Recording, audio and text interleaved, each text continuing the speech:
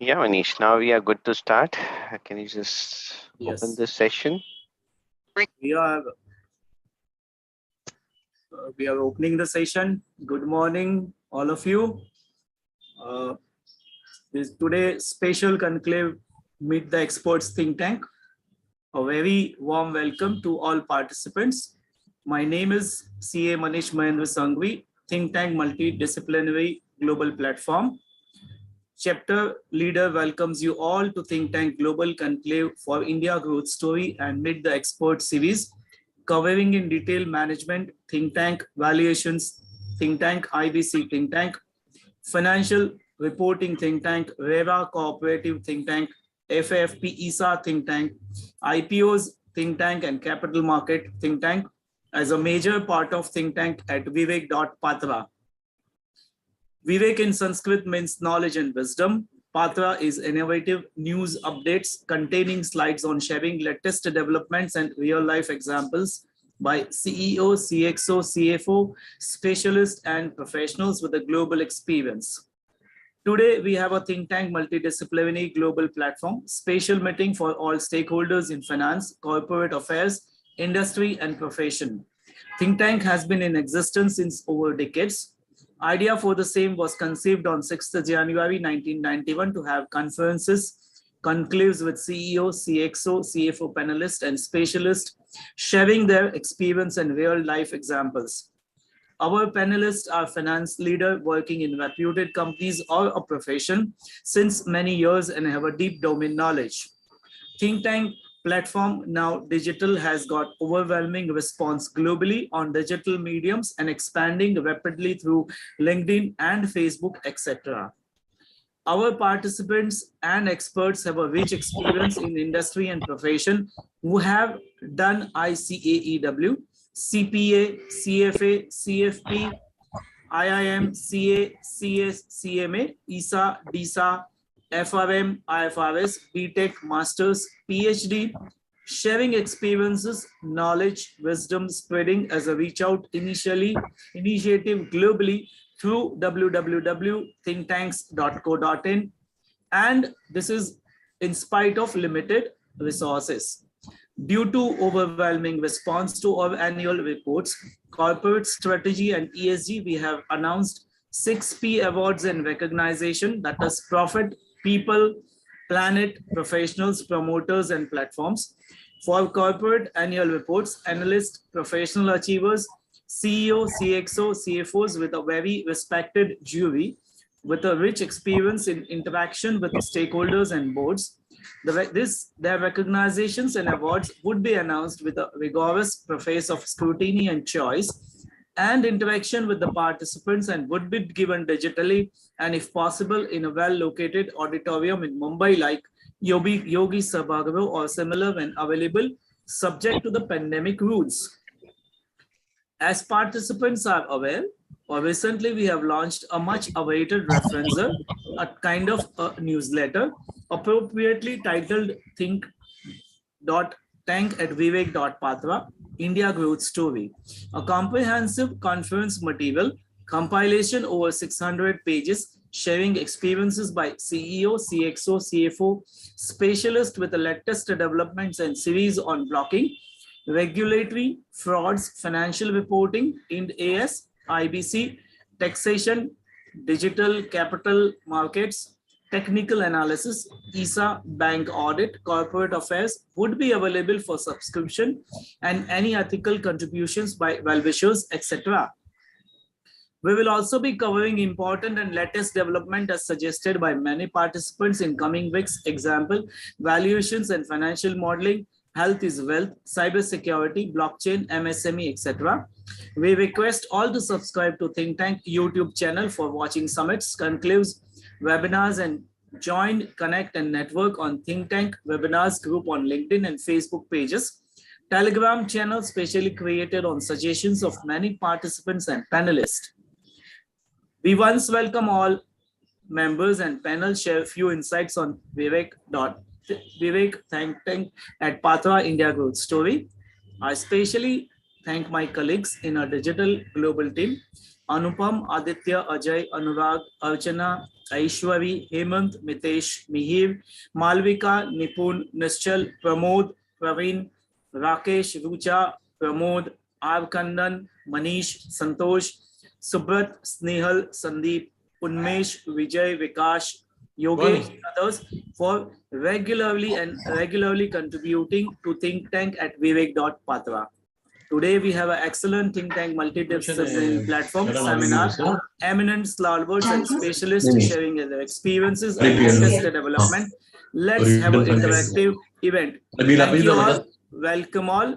I would request Manoj to have some thoughts on today's geopolitical conditions in India and worldwide both. Thank you, Manish. It's indeed a pleasure and an honor for me to be with you all. Interesting turn of points. And Manojji, can you please speak up a bit? The voice is a little faint, I think. I don't know, Manish, if you are also facing the same. Okay, my voice is also low? No, your voice is perfect. But Manoj sir's voice is low. Yeah. Okay. Hello. Can you hear me? I think it's still quite faint. Why it is low?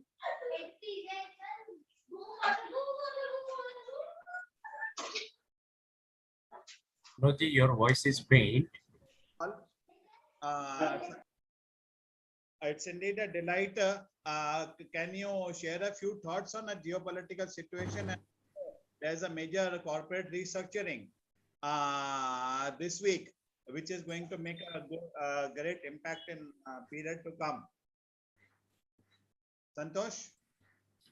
I think basically from perspective since last 1 week, since last Saturday that we met, Manojji and Manish Bhai and everybody else, I think the geopolitical situation has gone, even worse. Russia is not relenting, and crude oil prices have touched $130 per barrel, and it is further expected that it will still be costlier. Of course, Russia has given India the offer of discounted, price for crude oil and gas, but I think. Rupee is at 77 and expected to further, go down. So RBI is compelled to intervene. But I think overall from the geopolitical situation, things look globally, it looks very somber. It is actually astounding to me that, some of the European countries, their dependence on Russia, particularly, of course, it was well known that they are dependent on China, but dependence on Russia for gas and crude oil is quite staggering actually. Basically the interest rates, it is bound to go up. So geopolitical situation, Manojji, it doesn't look very promising, unfortunately. Again, I think government has also postponed LIC IPO, and now Manish Bhai has a lot of time. Last time, of course, we had analyzed LIC. Now we can do a lot of series on LIC. We have a lot of I think for LIC, lot of details will be available within next 15 days. So that will be very good to discuss. From a fiscal deficit perspective, also crude oil prices going up and rupee going down means that, it will be, and IPOs getting postponed. It will be a difficult year for the government treasury also. So we'll see how things work. Santosh, this week has been a landmark week in terms of corporate structuring in one of the biggest companies in the world, Reliance Industries. They had announced a policy for climate change. and also renewables and hydrogen. A major restructuring with Syngas. Can you share your deep dive analysis on it?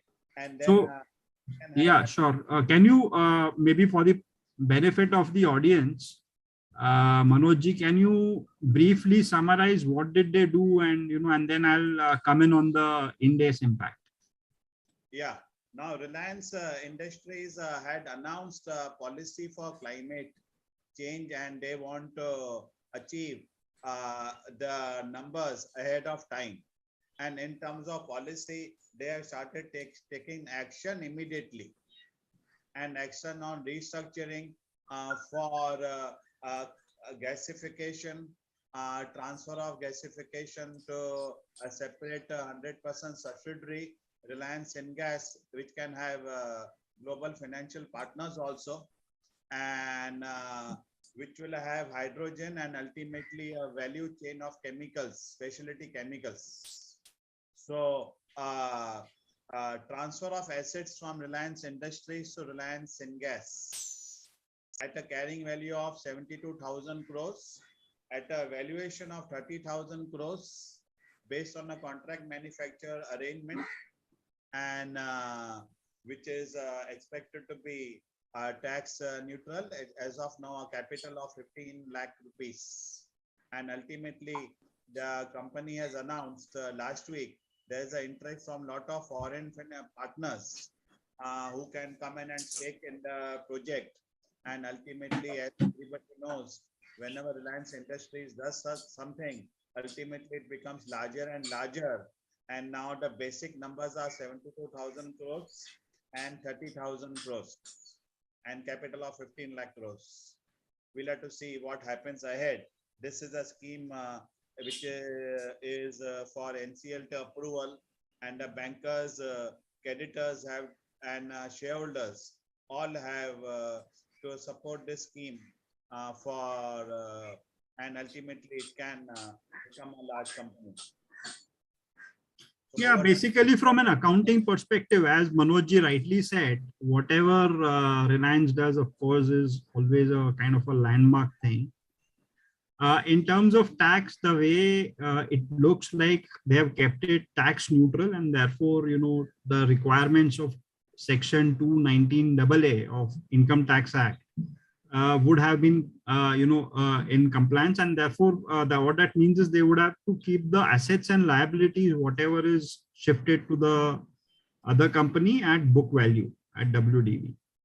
Now, from the perspective of corporate governance and the financial reporting perspective, basically from overall perspective, this becomes a common control transaction, meaning that you don't do fair valuation, because in IndAs, what happens, Manoj ji, is that if it's within the common promoter group or within the group, then in that case, that transaction doesn't get fair value. It's an anti-abuse requirement in Appendix C of IndAs 103. So essentially, this 44,000 crores of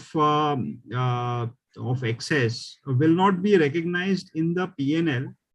So if from the perspective of the holding company, the Reliance Industries, what will happen is you will add the 44,000 crores as a contribution to the subsidiary investments in subsidiary, and it will be like an added contribution to the company, to the subsidiary company. And on the other hand, from the perspective of the recipient or the subsidiary company who's receiving the business, and it will issue preference share capital, it is the accounting will be that 44,000 crores. So while I account for the assets and liabilities that I have at book value, the excess of 44,000 crores, that is the spare credit, I don't recognize in P&L, of course. I don't recognize it in other comprehensive income, that is OCI. I will have to recognize it as a part of capital contribution, as a capital reserve. Now, the NCLT in its scheme can permit the company to, dispense with the capital reserve the way it wants. So it can say that this can be adjusted against, say, for example, kind of a security premium, but that's, based, that's the prerogative of the NCLT. this capital reserve will certainly not be a free reserve. We know that share premium, securities premium is not a free reserve as per Companies Act, Section 52. So this is as far as the IndAs accounting is concerned. Now, from a governance perspective, probably what they are trying to do is they are getting into different streams. So they are kind of realigning. So Reliance Industries still has a lot of business within it in terms of various types of hydrocarbons, various types of oil and gas, etc. So I think they are trying to streamline their businesses and structure it so that operationally it will be easier for them to manage.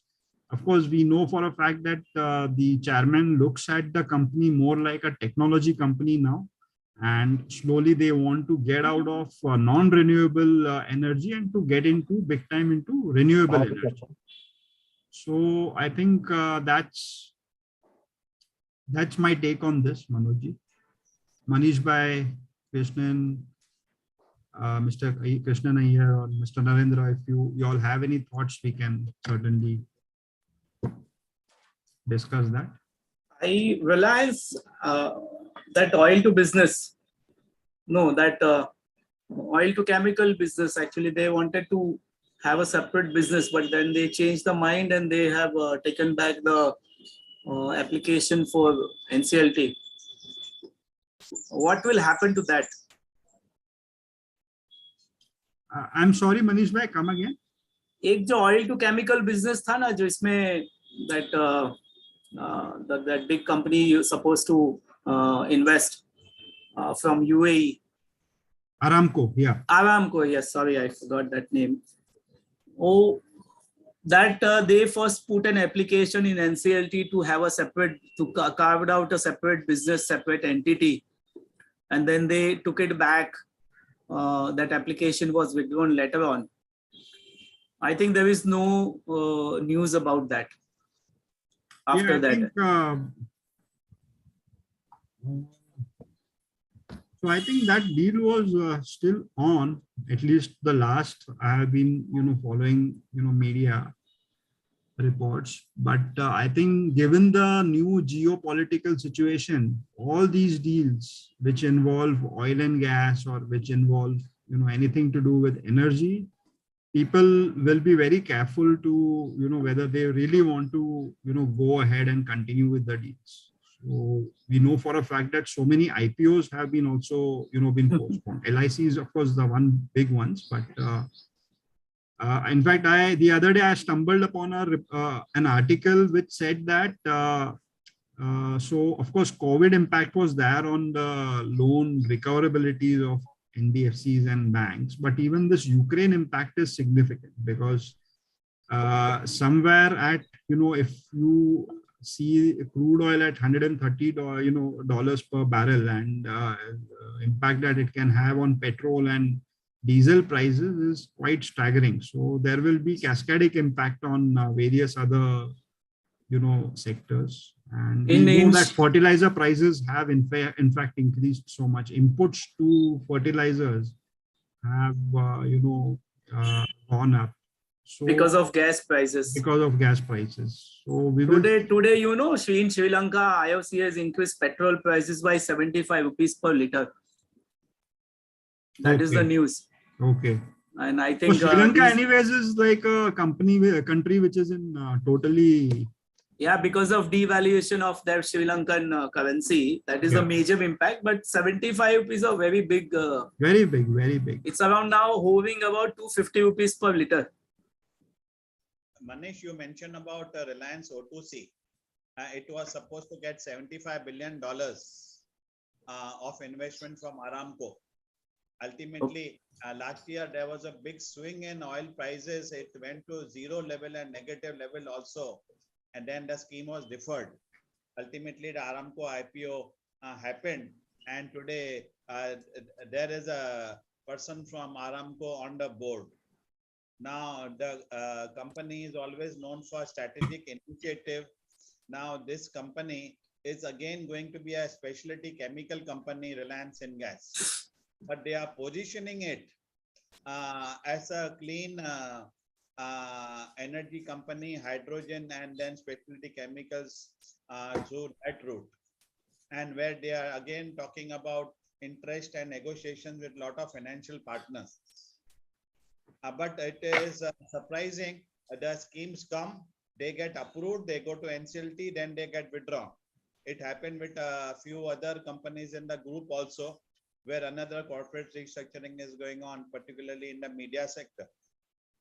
So hopefully the investment which Aramco promised and the valuation at that time was swinging.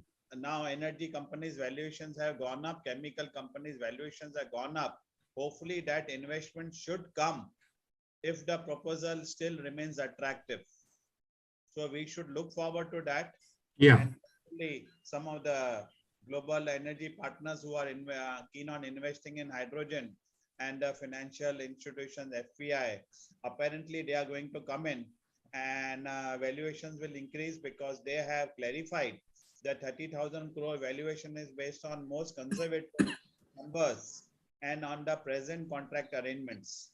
There is a lot of upside which are not captured in. So ultimately valuations will be much, much more than 30,000 with the equity of only 15 lakhs.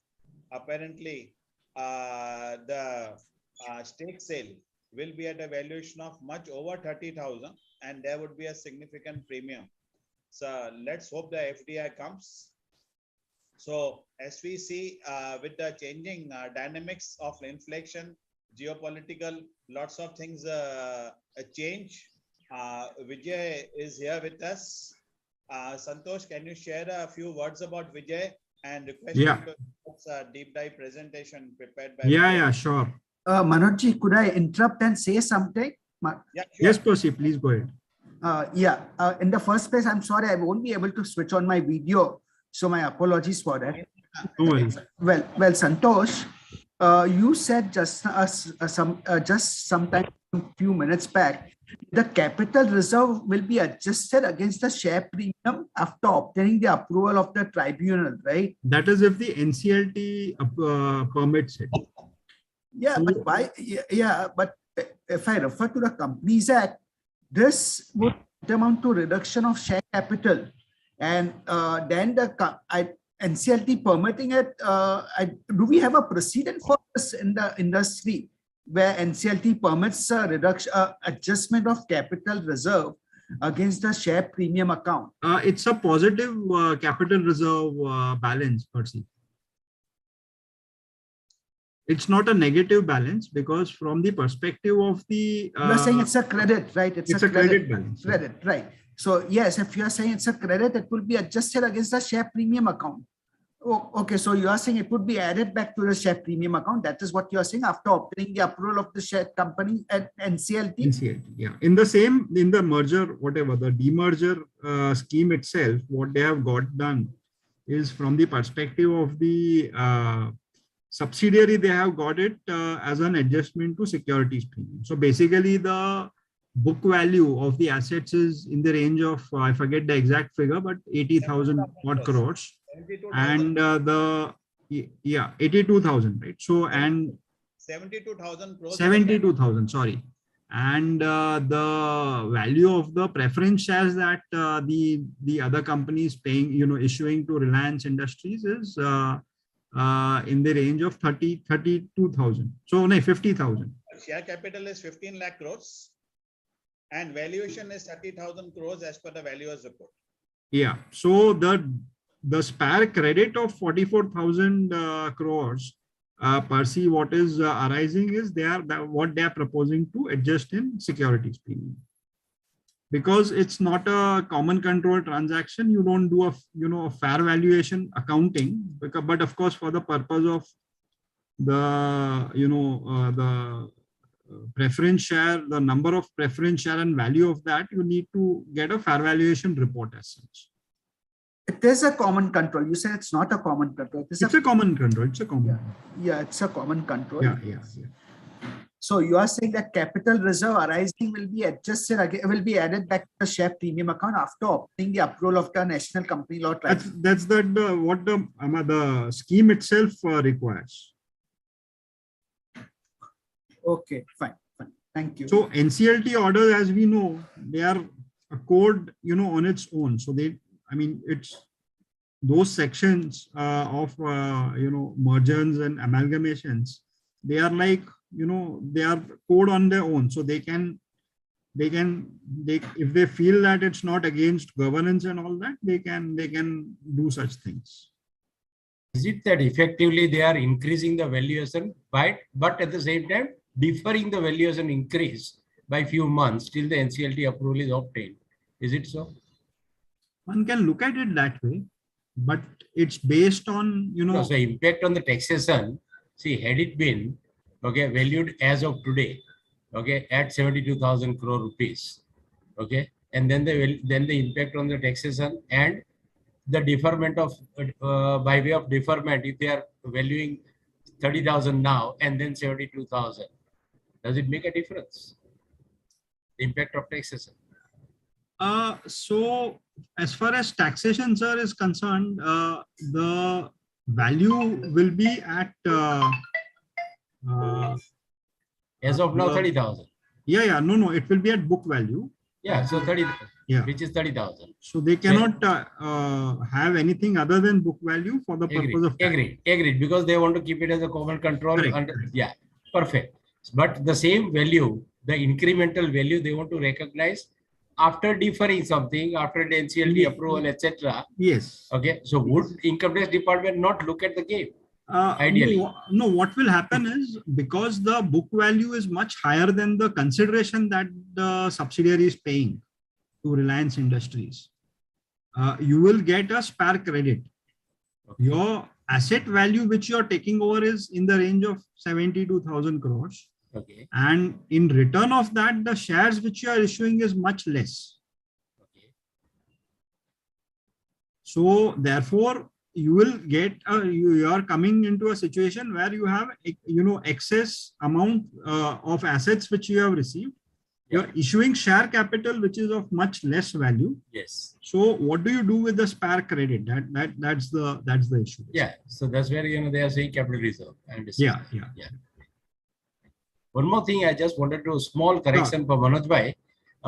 The valuation what was expected of Aramco, for the purpose of Aramco transfer, was $75 billion, which 20% was to be taken by Aramco at the rate of at the investment of $15 billion. Now there is a possibility, is because of course it's subject to all how America will see it, but Russia, what offer they have given is the investment in Sakhalin 2, which is one of the major oil producing area. Correct. Okay, can you Russia. Put on your video, please, and introduce yourself? Sure. And also mention your name and qualification. Yes, sure. Yeah, it will be beneficial for everybody. Yeah. Hi. Yeah, this is me. I'm Narendra Negandhi. I am a batch of 1983, May 1983. So you can say 35,362 being the membership number. Okay. So nice. Welcome, sir. You are senior most. What's your point? Yeah. No, what I was saying, see, Russia has recently offered that in their Sakhalin area, where the oil exploration, the oil presence is huge, the reserves are huge. Now, suppose Reliance wants to enter there. Of course, it's subject to all how America looks at it. But otherwise, there is a possibility that Reliance, along with Saudi Aramco, today, Saudi Aramco, the MBS, there is a Sultan of Saudi Arabia, is not even picking up the phone of the Biden. So there is a possibility that Aramco may join Reliance, to explore the oil somewhere in Sakhalin area. And if that happens, then it can be a huge plus for Reliance. This is all subject to, of this, course. I can say there are lots of policies. Yes. This company is known for acquisitions. Yes. You never know when a large acquisition can happen. Yes. It may not be a part of just direct exploration like it was in KG Basin. It Yes. could be a partnership Yeah. with any of the like-minded countries. Correct. And in collaboration. And it Yes. can happen if they sees values in it. Yes. So lots of realignments are taking place because of the dynamics in oil prices. And apparently there are new dynamics which have come. Oil price may or may not revert to the old prices. So till clean energy and EV and again thermal may be revived also. So lots of interesting issues. Yeah. So good you have raised these points. Yeah. And Thank keep you. acting. Yeah. I only have one question from the investor's perspective. This is all value unlocking by Reliance Industries by separating all businesses. And it's buying so many brands these days that every time we see that he has bought a investment in this brand, this company, that company, will have a impact on share market. So is it beneficial for someone to invest at this price? Well, they are announced major plans for media also, for IPL also, sports also. Now let us see ultimately whether how much actual FDI comes. That's very, very important at what valuations. FDI आएगा नहीं आएगा वो एक अलग चीज dynamics है. are changing. So when it actually comes and at what value is very important. And let's be hopeful because the talks are very, very big and the potential for the India growth story and energy sector is indeed very, very large. Yeah, Vijay, you are there with us? And keeping succession planning also in mind. Yeah, Vijay? Yes. Yeah. Santosh, just share a few words about Vijay and then we have a fantastic deep dive into the... No, I think Santosh is disconnected actually. Manoj bhai. Okay. I think Santosh Yeah, I will. back. Yeah, Vijay. Share a few words about yourself. This is a part of a series on valuations. We have done valuation standards in detail. Right. And now with real life examples, you have excellent experience in corporates also. And with the top 10 professional firms and interacting with a lot of stakeholders on an ongoing basis on audit, assurances, forensic valuations and business. Right. So I'm a chartered accountant qualified in 2001.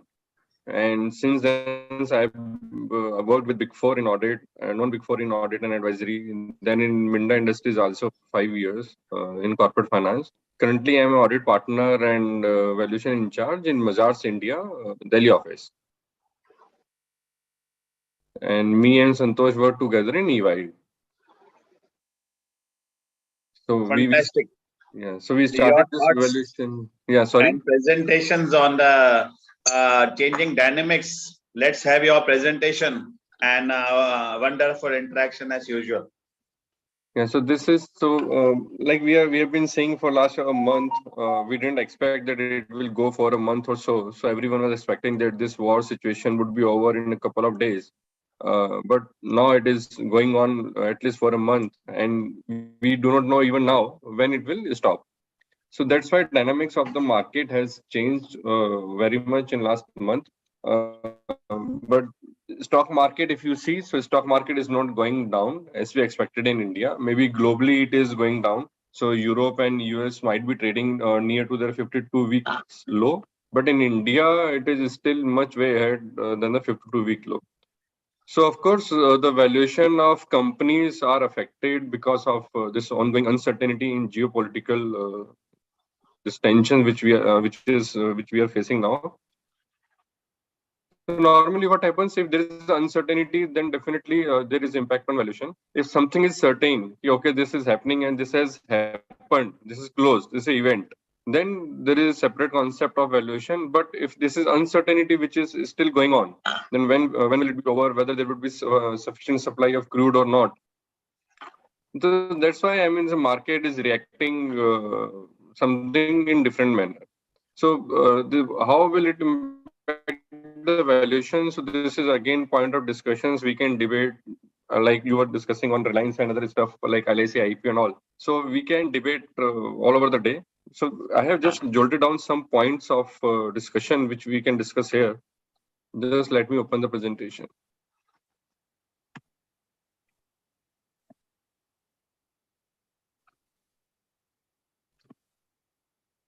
Is my screen visible?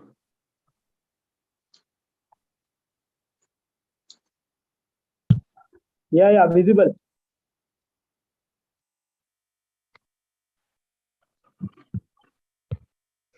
Yeah, so the factors which affect valuation, the main factor is uncertainty in the market. So with uncertainty, everyone wants to hold cash or invest in commodity, especially when we say commodity, it is gold and silver. So that's why we have seen a rise in prices of gold and silver also. And the discretionary spending definitely has been reduced. And so if you say the real estate prices also, so real estate prices are also going up, but they cannot increase the price because it will affect again the demand. Then metal prices, it is lifetime high. So of course, boon for metal companies, whereas loss for other entities, especially for auto component and other manufacturing entities. So cement prices, we have seen that cement prices have been increased last week. And petrol prices, we are hearing in India also, it will be increased by another 15-20 rupees. So as of now, it is put on hold, but we do not know. So if the war is going on, and if it is there for a month or so, another month or so, then definitely our oil prices will also increase. So this all factor basically affects the valuation of the companies. So if you see the valuation of this metal companies, including Hindalco, Vedanta, and JSW Jindal Steel. So all these companies' valuation are going up.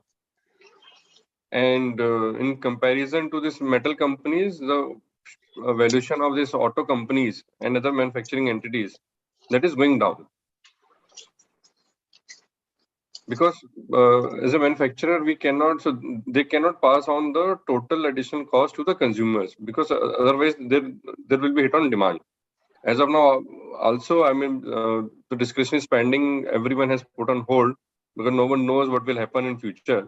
So we just came out from the COVID, and just after COVID, we are into this war situation, and that is growing worldwide. So we do not know whether it is only Russia or Ukraine, or it will be then US, China, and then India also. And the ultimate, so this is what, so for listed companies, so you can see the valuation from the stock market, but for unlisted entities, there were a lot of IPOs which were coming. So now at least 77,000 crores IPO are put on hold, including LIC IPO. So it will impact the valuation. So it will increase the cost of capital, because everywhere, I mean, we are seeing the increase in the rate of interest. So it will increase the cost of capital, which will again affect the valuation, because discount rate will be increased, and it will reduce the overall valuation. And then inflation rise. So we have seen the data in US also last week. In India also, we are seeing increasing in inflation. So definitely the interest rate will increase, I mean, going forward. Then, so companies having major operation outside India or cross-border transaction like Motherson, Tata, and there are a lot of Indian entities also who are operating out of India, and their major operations are out of India.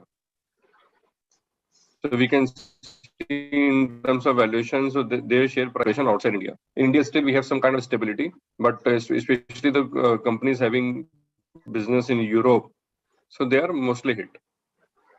Crude oil price impact. So it is not only the crude oil which will impact on petrol, but it will impact on all sectors, especially FMCG also. In FMCG, there is a lot of margin pressure now. That's why we can see this HUL price, HUL or rather Dabur also, and other FMCG companies, Kolpal. So their stock price I mean, decreasing, or rather they are trading on near to 52-week low. Despite that, our share market is near to 52-week high, but their share prices are being traded at 52-week low. So there will be pressure on FMCG also. Then, of course, it is a boon for arms and ammunition companies. So the companies which are manufacturing or in trading of this arms and ammunition, definitely their valuation will increase now. And another sector will be R&D sector. So stifling innovation. So when there is uncertainty in the market, so people invest less in the innovative or the companies who are involved in the innovation or R&D. So it means less innovation, less R&D, less than patent, which will be filed for registration. And of course, IPO hit. There are IPO hit also. So like in India, so around IPO of more than 77,000 crore are on hold now. So otherwise, in March there would be. I mean, you could have seen IPO of more than 80,000 crore which are in pipeline. But even the companies which were planning IPO in somewhere in the quarter of June, they are also put their IPO on hold. So these are the major, I mean, factors which affect the valuation in terms of whenever there is geopolitical tension. So we can discuss in the open forum. Yeah, Manojji. So the way when you look at corporates coming in for valuation, now there are lots of transactions happening, lots of large transactions also.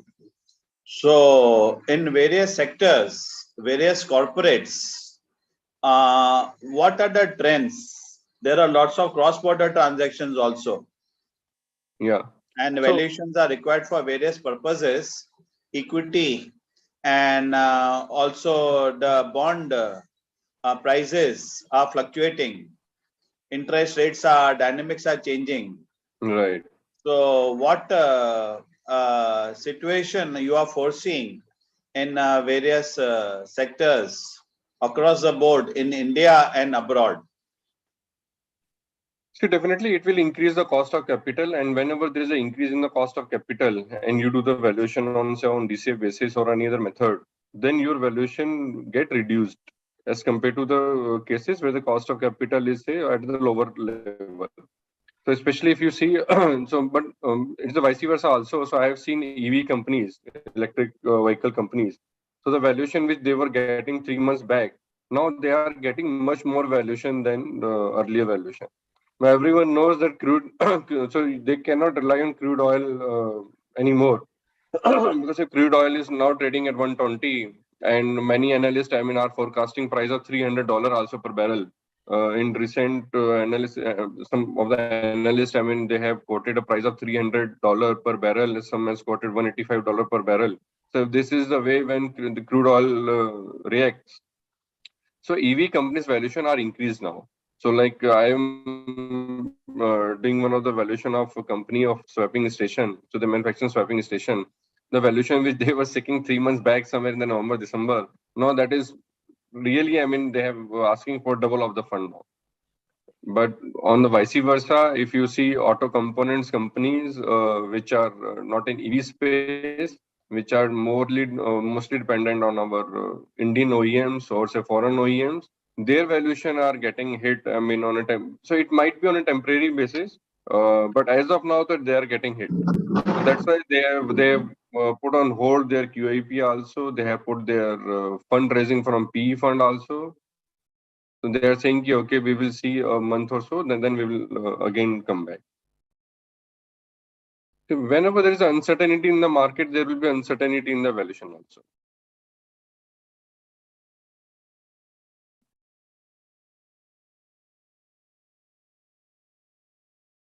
Yeah, Manoj.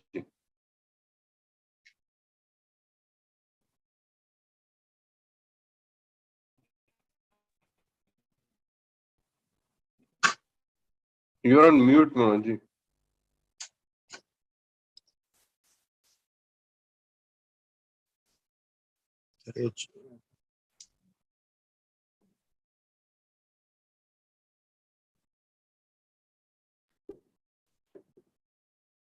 Yeah, morning everyone.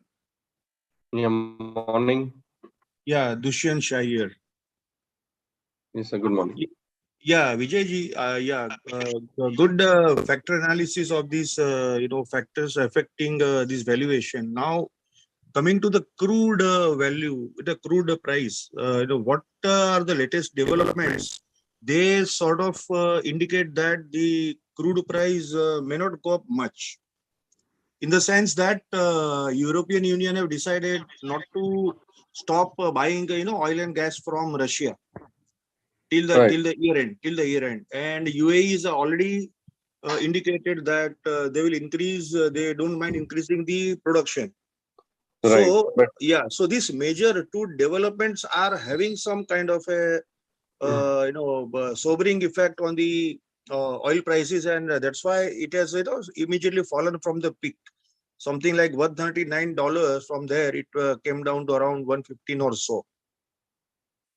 right.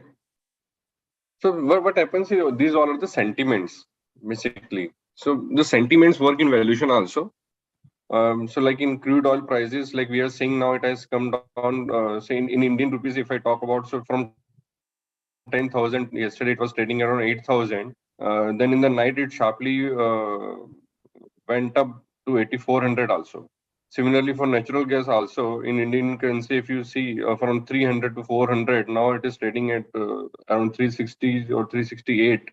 So it all the sentiments. So of course, demand supply plays their role, but it's more about sentiments also. So unless and until this uncertainty in the market goes down or rather vanishes off, so this impact will be there. So that's why everyone, I mean, who wants to raise fund, especially the kind of industry which are being hit by this crude oil prices or war scenario, so they have put their fundraising on hold. Yeah, that will be there because what even investor also are also not sure, whether to invest right now or not. They want to keep cash with them. So if you see the gold prices and silver prices, the run in gold and silver prices in last week or so. So because they want to hold cash or gold, they do not want to invest in any company as of now. And especially in Indian sector, if you see, so the FIs are selling their stock for last, I believe now 6 months, from October till March. And they are selling every day around 4,000 to 8,000 crore of stock. Yeah, they have been selling huge actually. Yes. And there is actually now people are asking, people are kind of wondering that how these DIAs are able to invest so much. Because of mutual funds, because of people like us. But mutual funds also, if you look at the monthly incremental cash flow and all, I think now it looks like that even LIC would be joining them, and maybe other insurance companies also joining, because overall. One more thing is very interesting to see is that I was going through last 8 or 10 months FII selling data, and DIA are only buying up to the extent of what they are selling. DIA is not buying more in any of the month. If you have seen, I don't know what kind of a synchronization is there. If FII is sold for say 5,000 crore, then DIA would have bought say 4,000 crore or 4,500 crore. And in the next month, suppose FII is sold for 2,000, then DIA would have bought around 1,500. So what kind of a synchronization? Never ever the DIA purchase is more than FII selling. Right. That is how I was just wondering that what kind of a link is there. They want to basically hold the market, so they do not want the market to fall. So that's why I was telling that if you see European market or US market, so those are trading near to 50-week low. And whereas in India, if you see, it is near to 50-week high. Just to bring one aspect into consideration, I have the figures of FII net purchase right from April 21 to March 22 up to 9th of March. Vis-a-vis the DIA net purchase or sale, okay, the total figure I'm just reading out. FII net purchase, or rather net sale, is Narendra Negandhi. Once again, sorry, I should have introduce yourself, please. Yeah, one second. This is Narendra Negandhi. FII net sales during the whole year till March 9 is 2,70,021 crores. Okay, vis-a-vis the DII net purchase is 2,09,679 crores. So the net difference is only 60,342 crores. Okay, but as gentleman Mr. Dushyant Bhai said, that there has not been a plus, is always there is a small difference, and DIA purchasing only just little less than what DIA, rather the FII sold, is not really correct. There are 1, 2, 3, 4, 5 months, okay, wherein the DIA purchase is higher and the other 6 months where the DIA purchase is lower. Just for bringing the net monthly return is 9.2%. That's what is coming to on the Sensex. So still, Sensex is gone up by 9.2% during this period, and the net DI purchase, or rather the net purchase by the institution, is less by 60,000, or rather the sale is higher by 60,000 crores. Just to bring the figures, I don't know how to share it. Yeah, Narendra Bhai, what you say is right. 2-3 months the DI figures are high, but they are so marginally high, except in 1 month. I don't recollect where it was quite high.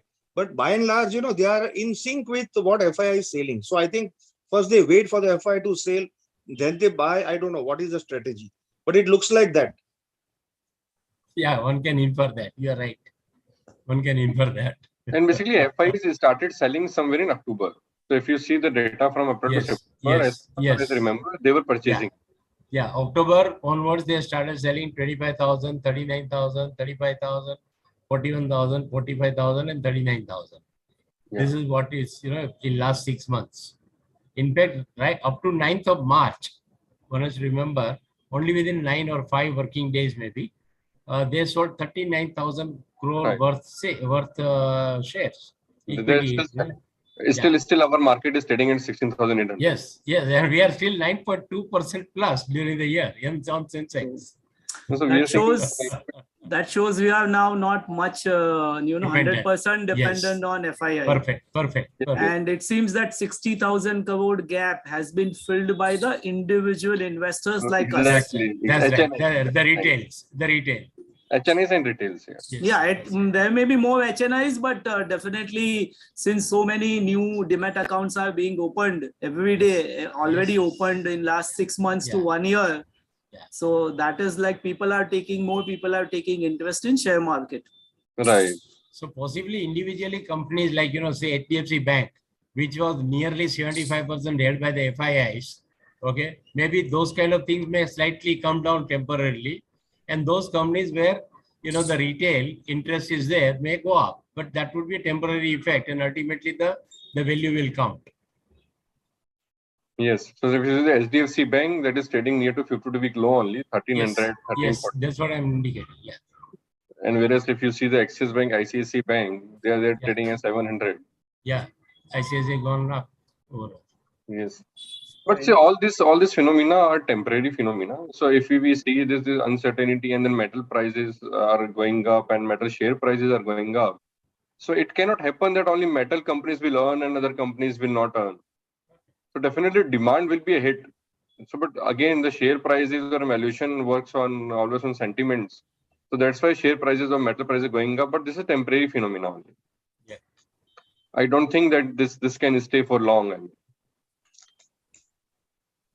But of course, there's a shortage now, a huge shortage because of this crisis. So prices have gone up in LME. Yeah, so this is not temporary. If you see nickel prices, so $20,000 to $1 lakh in just a day.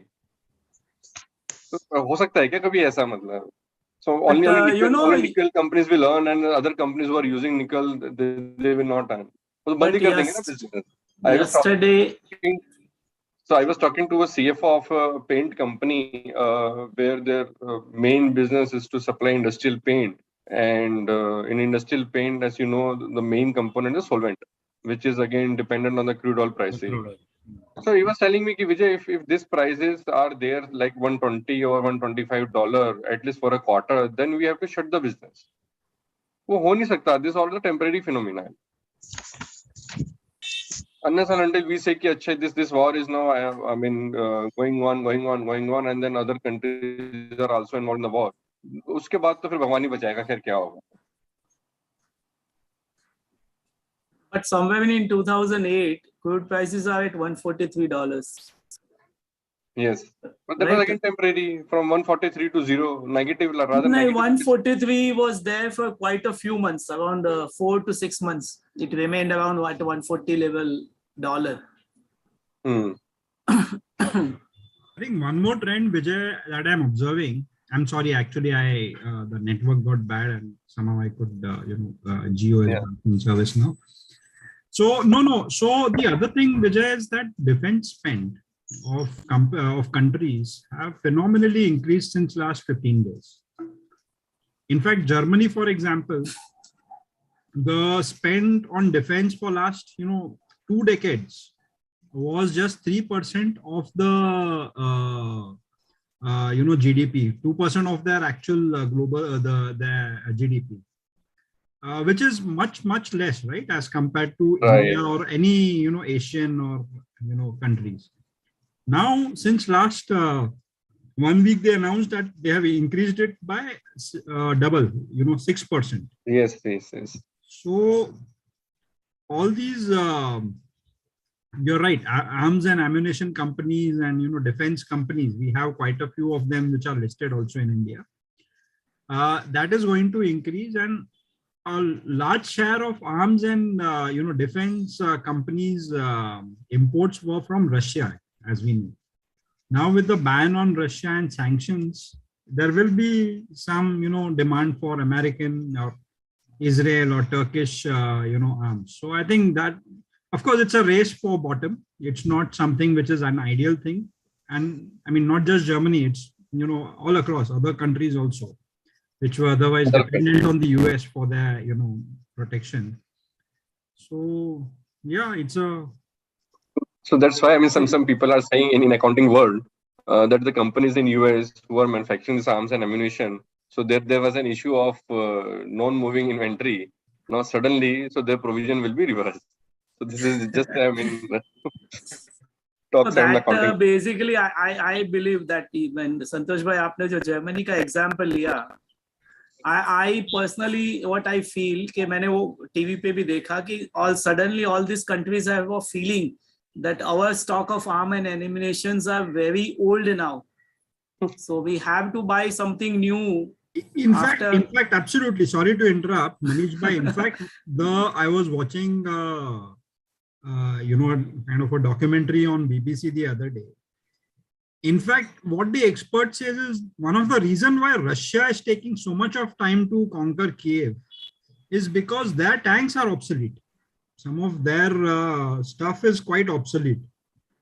There is another and reason Ukraine also. Has actually sourced a lot of drones and a lot of aerial stuff and drones and all from people like Turkey and all that. So in fact, couple of years back, although of course the scale was much lower, there was this fight between Armenia and how do you pronounce that? Azerbaijan. Yes. And this war was, it did not. So it was not a war of troops conventionally, the way we see on TV also, that Russians are coming and tank and all that. It was on drones. There were drones all over. And if it is a technology, a robot or a drone which is killing the army, then there can be nothing more frustrating for an army of any country, right?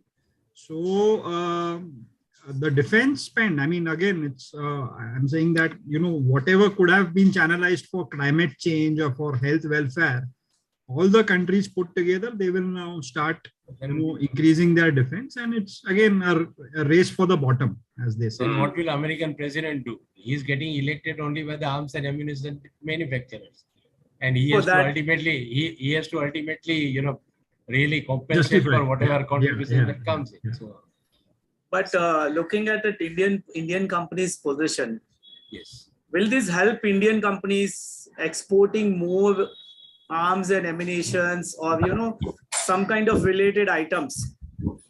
Will it help actually? Would be long term, but Vijay would be able to tell better. See, Indians arms and ammunition is still, I don't think it is a very advanced companies like in Turkey or US or might be some other countries, but definitely it will help in the longer run. Because now, like Santosh is saying, like every country is now preparing that there should be a stock of arms and ammunition. Yes, but I example for my side, I'm giving you an example. I am a shareholder of one company, Cochin Shipyard, which is manufacturing a small vessels for Navy also. Navy, yes. So such kind of things. This is just an example. So such companies can get order from the countries from Europe or from even Africa, Yes. or Yes. even Middle East side, because we have seen that UAE is facing, they had faced some problem from this. Houthis. Yeah. What is called? Yemen guy.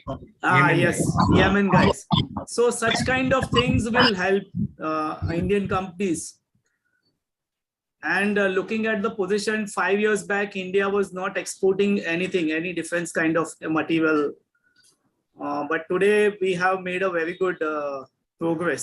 Looking at the figures, of course, the worldwide figures are very less percentage wise. Yes. But from India perspective, it is a good number. It is good one, yes. Yes. Yeah, definitely, it will help in the longer run. So that's why if you see the this our government's intention when Mr. Modi ji announced for this arms and ammunition thing in 2015 or 16. So that was only to create, a self-sustained, first of all, self-sustained arms and ammunition in India. And then, of course, if there is an opportunity to sell outside India also in developing nation. But prior to that, so we were only importing. As of now, also, so major portion, of course, we are importing. But now at least we have started something. But these are the industry which takes time. See, in last three years, a lot of companies have a lot of manufacturing facilities has been erected in India. Right. For not directly the defense equipments, but low-end consumables. Low-end consumables has really picked up, and today we are not really depending on other countries for those kind of very small consumables, which is a very good development, because it used to be a huge expenditure otherwise. Right. So it's like that, like 5 years back, 7 years back, there was no, mobile parts manufacturing company in India. Now I think Noida region only have 120 companies which manufactures mobile parts or whatever including you say. Big names. Including big names. Including big names. So like if 7-8 years, if we can make such a big impact, this impact is now worldwide, looking at the, right. So I think I personally feel defense sector also will have a very big leap in next 4-5 years. Yeah, so if you see, I am also holding Cochin shipyard. So there is a company. Sir, I have a presentation ready for Cochin shipyard. If we have a time today, we can see it. Yes, Manoj Bhai, with permission of Manoj Bhai, of course. Manish. Sir. Just to respond to your enthusiasm that Indian defense industry will do as good as what the mobile components and manufacturers have done. I have my doubts there. Why? Because the Cochin shipyard and Musgao docks and all, they are already booked by the demand of the Indian Navy only. They are rather overbooked. They don't have a spare capacity. And second thing is that the naval and all submarine, we are way behind in technology. So whenever we buy certain things like submarine and all, then the sailing company is not willing to give the technology at times. So we again and again have to look to Russia only. And they also are, rather than selling new submarines, they want to give us their old ones refurbished and things like that. So in certain equipment, we are very much dependent upon the imports. Now what the government has been now trying to do is, wherever we can manufacture something which more than India needs, like basically armaments and all. But then if you look at the warplanes, if you look at the Renaissance helicopters, these attack helicopters and various types of these planes, all those things, fighter planes and then transport planes and all. I mean, in heavy equipment, even tanks, all the tanks which we have is of Russian make. T-72, T-90 and all are Russian make. So right now, I mean, we cannot venture to sail against Russia. Why? Because our 50 to 60% military hardware is totally, bought from Russia, and we depend upon them for the parts. Every now and then we require the spare parts. Every 3 months, 6 months, we have to refurbish our spare parts. So immediately, no company will be allowed by the government of India to sell arms or whatever against Russia. That is for sure. That's true, actually. That's true, very much true. But still, there will be a very big jump in exports. That is in general sense. That is in general sense. India has realized that we have been after oil. If you see after oil, now we are the biggest importer of arms equipment. Correct. So that has to change. Why? Because it has to be backed up by lots and lots of efforts of R&D, and that is where we are lacking. So anyway, we are trying wherever we can. But DRDO has made a lot of progress in last 5-6 years. Recently, if you see, the drone policy also is now government has invited public-private partnership, and they want to have a good say in the drone manufacturing also. So the Indian efforts are in the right direction, absolutely, and we need to do that. But then I think the dependence on Russian equipment will be there for in a foreseeable future. Yeah, definitely. Because all these, these MiG-29 and MiG-19 and your Sukhoi and all those, even though we have purchased, this Mirage and all, but then we have still got large number of warplanes, which have been bought from Russia. Correct. So there is a company, Zentech, if you have seen the Zentech, so this is again in anti-drone something. So their share price was around 90 rupees some couple of months back. Now after this some notification from the government on a scheme of this anti-drone companies, so share price has just doubled. I mean, and it is there. I mean, for last 2 months, from 90 to 200. And people are saying because now the focus is on defense, and so this company can go up to 1500 also. So if you see, so we have, our country is of course expanding their arms in defense sector, but again it will take time. But see, we are at very niche, very down level, or we can say a very initial level. So from initial level, anything which is there, it will be 100% on. Similarly, So L&T Infotech. Sorry, Dushyant Bhai, carry on. See, all these companies like say Paras Defense and these, all these companies are encouraged by the Indian orders, orders for the Indian military. So it's a good thing that there are more and more manufacturers who are developing their capabilities, and you are acquiring, the technology, whatever needed. So slowly and gradually, definitely we are going to come up in a defense manufacturing, no doubt about it.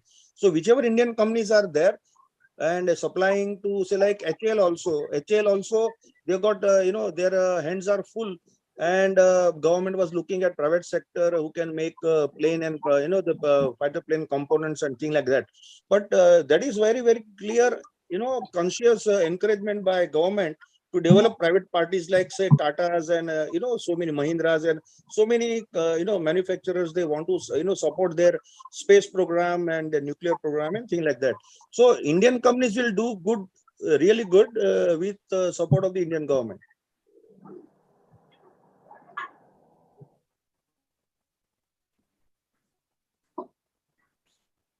Narendra, please go ahead. I was just talking about L&T Infotech has got substantial number of orders for ensuring that all the systems, which are there in submarines, in the aeroplanes, or whatever has been supplied from overseas, are studied in detail, and there may be, a copying or whatever possible, or at least, developing, which will help other Indian manufacturers or wherever we purchase from, where the technology will be Indian. That kind. So I have some guys, who were sent on the submarines, within India, Indian submarines they were sent on from L&T Infotech to study, and really come up with answers that how fast we can do it. Just for information. Which company you are saying? L&T Infotech. L&T Infotech.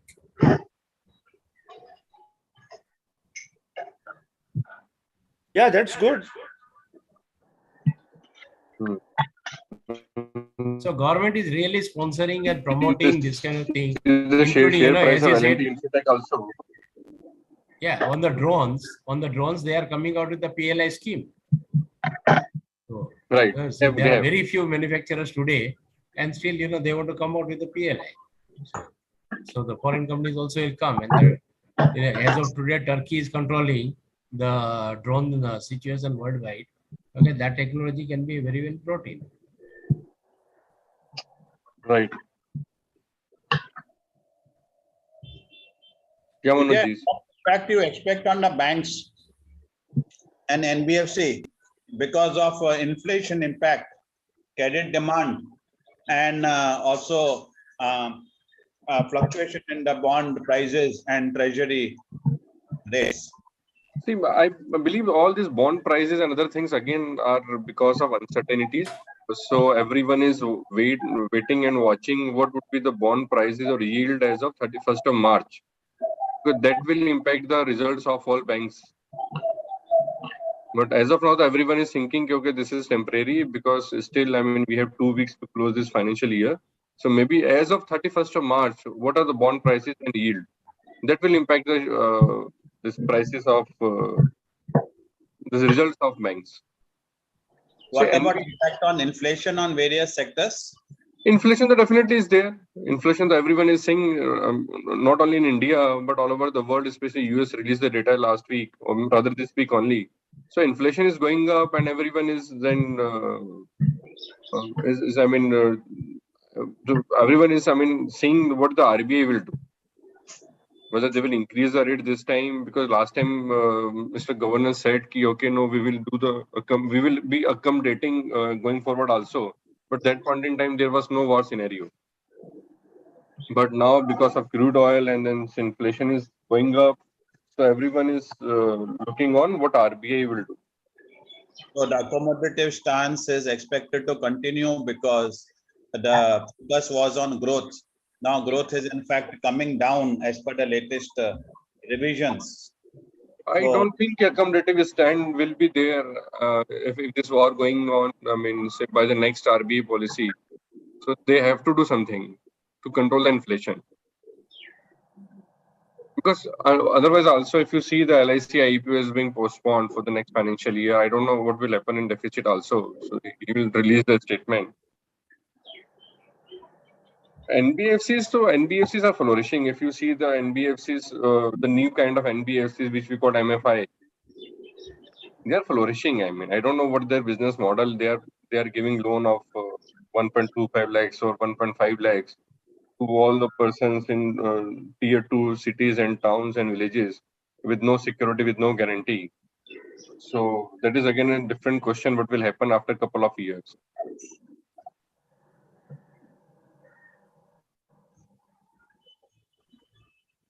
So good times for NBFCs and banks.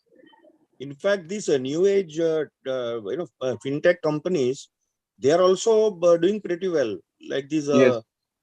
Navi and even Yes. of course this Paytm Bank. Now yesterday RBI has prohibited, but otherwise they are doing well. Yeah. So this is the new kind of NBFCs, MFI, and then this fintech companies. All MFI are basically fintech companies, kind of stuff. So they are doing very well. But see, again, I'm saying they are doing very well. So they are giving loans without any security to large population. So somewhere there are 1 lakh customers, somewhere there are 25,000 customers. So situation will actually people will come to know only after a couple of years of their operations. Absolutely, that all depends upon the recovery, or yes. how much default comes in the repayments and things like that. But now that we are talking about NBFC, if someone, Mr. Vijay or you or someone can throw light on why RBI would have prohibited Paytm, bank, from onboarding customers for the time being. That is again their compliance part. So so I haven't read the full story. So I've just read the news. But normally RBI this kind of a step whenever the companies are not making the proper compliances which are prescribed by RBI.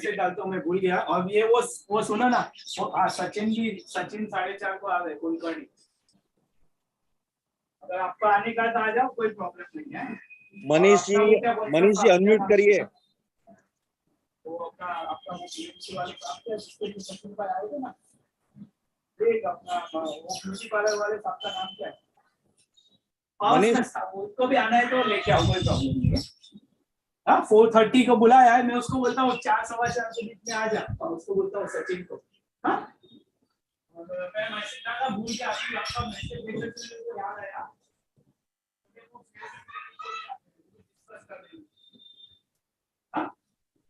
वो तो सब बड़ा चढ़ा के बोलता है, ये लोग सब लोग है, वो उस कमर्शियल के बिना नहीं होएगा, वो बात गारंटी है।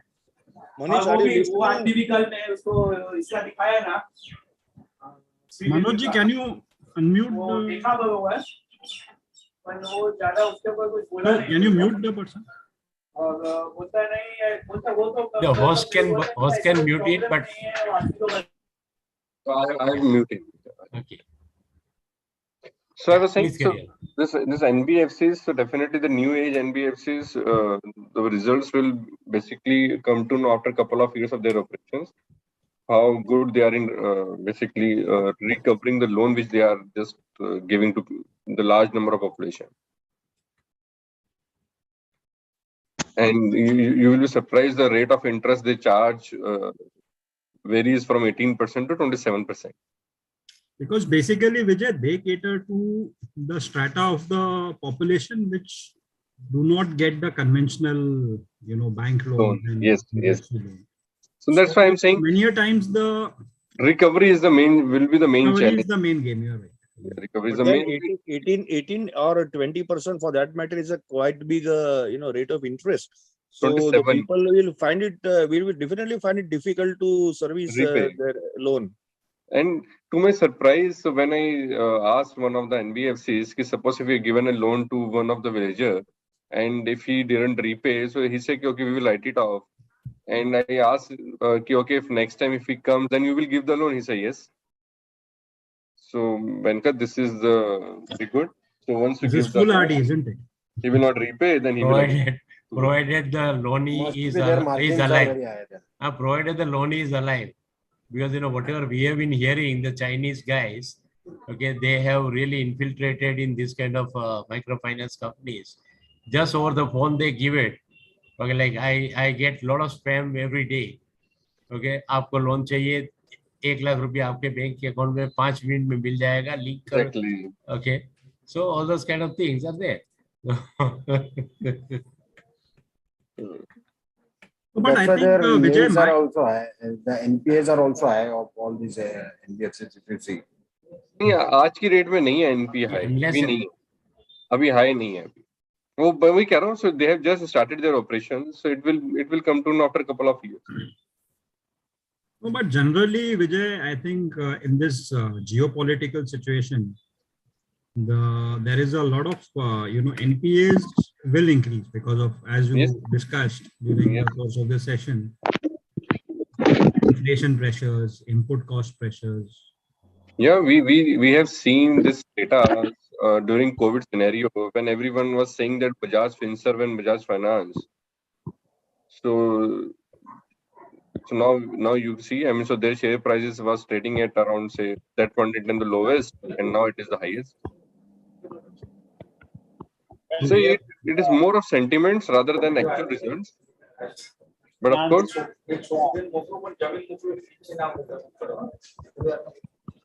I think the next speaker, Vikram ji, is also waiting.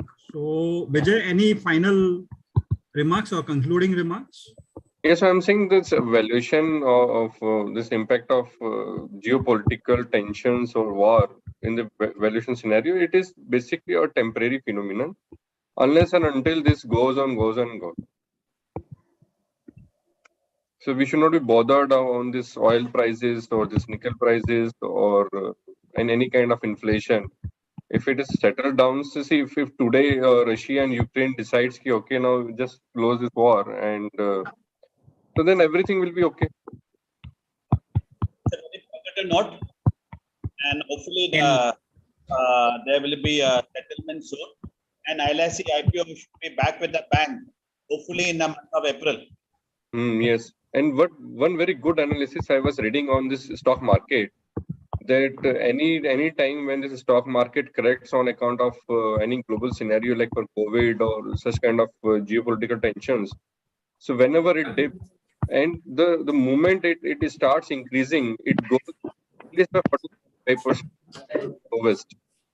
So if you can see, if Russia or Ukraine, this scenario, if it settles down in the month of March itself, when the Nifty would be trading around 16,000 16,500, then it has the potential to go by 40-45% from here. Right. So this is a good time to invest for investment also. I'll go to NBFC to get a loan to invest. So there is a one very critical principle that for investment you never take the loan. Then I'm saying 18% versus 45%. So loan you can get, see at your level you can go loan at 9%. Then I'm joking. Then I'm joking. 9% loan and then 45%. Yeah, this is from my side, Manoj and Santosh, and everyone. Thank you very much. Thank you very much. Thank you, Vijay. And always I feel that this is always a good forum to discuss, to get the new topics, to get the new understanding, new insights. So thank you very much. Thank you. Thank you, Vijay. Good interaction. Thank you. So I will take your leave now. Thank you. Wonderful insights on a very positive note. Hopefully the war will end soon. Settlement will happen and back to normal and a good rally ahead. Now we do a deep dive into NBFCs. Vikram, are you ready? Deep dive. Yeah.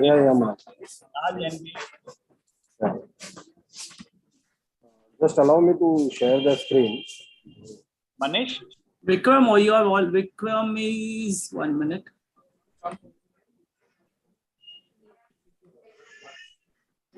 Oh, yes. Yes, Vikram. Yeah, sure. Now I can do that.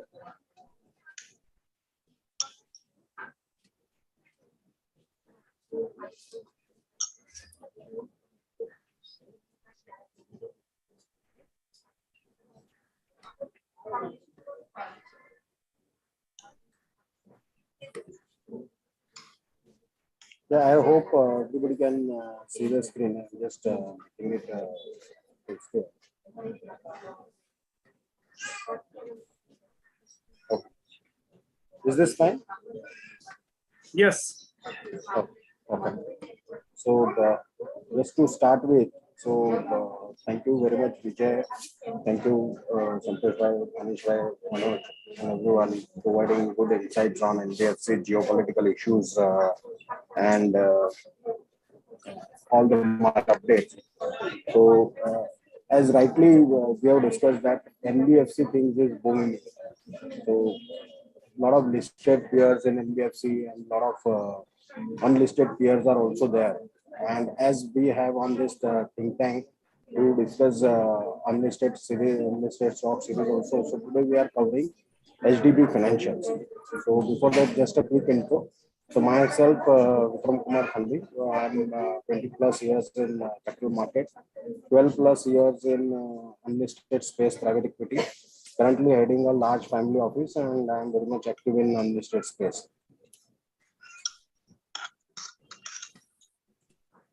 These are our standard disclaimers for think tank, that we are here to discuss opportunities, discuss the insights, and we are not here to provide any view. So we are just discussing and for the knowledge purpose.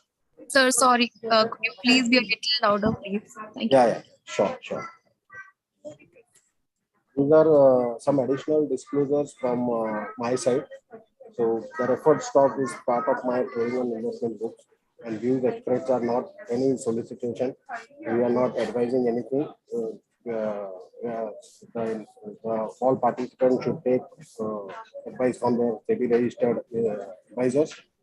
We are in no way connected with HDB financials directly or indirectly. All data has been taken from public domain of the respective website, E and OE, and this is strictly for private circulation. Okay. So For the members only, for the members who are there on the forum. Public circulation, it's in public domain. Yeah, yeah.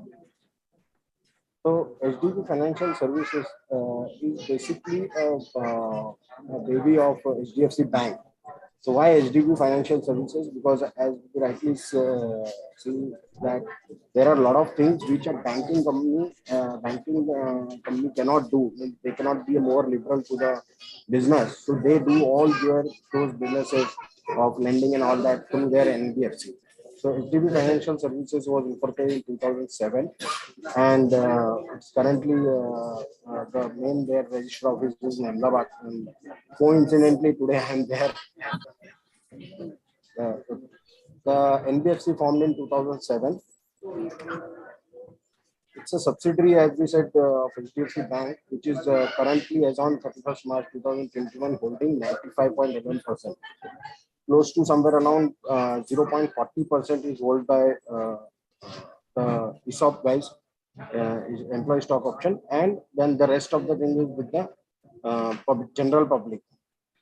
HDFC Financial is largely given a credit rating of AAA by CARE and CRISIL on their debts and their deposit facilities. These are the products offered. So as like a bank, they are providing solutions to all their types of customers, like they are doing personal loan, business loan, consumer loan, LAS, then their LAP, consumer vehicle, and as you see, the new age NBFCs are doing, so like Bajaj Finserv and the new ones which are there available on the mobile and all that. So HDFC has also, HDB Financial has also increased their space into that also. They are also providing their loan size from anywhere amount from 25,000 as low as from 25,000 to as big as they can provide that. So these are their mainly for their targeting for the salaried person. As we discussed, HDB has their own mobile app where they provide all the services through their mobile also. Yeah, so as we discussed, that 95% is held by HDFC Bank and others are having 4.89, including the ESOPs. Currently, the bank is headed by G. Ramesh, who is a Managing Director and Chief Executive Officer. Earlier, Mr. Aditya Puri has stepped down from the HDFC Bank also. The registered office is in Ahmedabad, the corporate office is in Bombay. The auditors for HDB Financial Services are BSR. Secretarial auditors are Ashish Bhatt. Their registrars are linked in time. And as we have discussed about the managerial remuneration for NIC last time, so I was just trying to gather how much the key personnel of HDB Financials are getting on a year-on-year basis. So if you see, the CEO is getting approximately 3.90 CR, and the other guys are getting in the range of 1.67 to 1.02. So this total comes to around 15 crore. Bank is the leading NBFC. It has registered of 34.7% their growth from September 2018-20. NBFC, as we have discussed, so they are getting up for the fresh credit guarantee announced by the government, and it will definitely have a boost in their inflows. Also, new registrations for NBFCs are not easy. So RBI has already made the licensing norms very tight. Let's just have a quick look at the financial performance of HDB Financials. So I tried to get it as much as possible. So if you see from the year 2014 till 2021, so the revenue has increased from 1688 crore to 10,944 crore. And they are sitting on the AUM of, if you see, 13,560 crore in 2014 to 61,500 crore plus. Their book value has grown from 31 rupees to 107 last year. The EPS, they are having average EPS of 14-15 rupees. Last year, the EPS has been affected on account of exceptional items. There were some NPAs, some bad loans, and some provisions. So we have tried to do the financial review of the last year's performance. So if you see this FY 2021, anyway, so everyone has got affected. So their loan book has grew only by 2.5%, which was an average of 25%. Their lending business also has grown by 3.2%. BPO business services grow by 5%. So BPO services basically includes, so Hdfc Bank and HDB Financial had a contract. So HDB Financial is doing a lot of their processing services for HDFC Bank. So which includes their call centers, their operational KYCs and all that. The PAT of the company has reduced from average 1,000 crores to 391 crore last year. This is mainly, as we have discussed, on the impairment of some financial instruments because of this COVID-19 and some bad loans.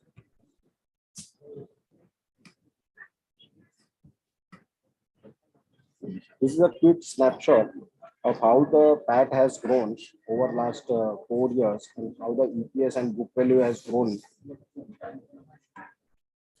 These are some important banking parameters. On that basis, we can evaluate the NBFC. So if you see the loan disbursements have been increased, it has defected last year because of COVID. Our earlier average was around 30,000 crore. The net margins are around 7.9%. The NPAs are quite 4.4%. So these are quite high.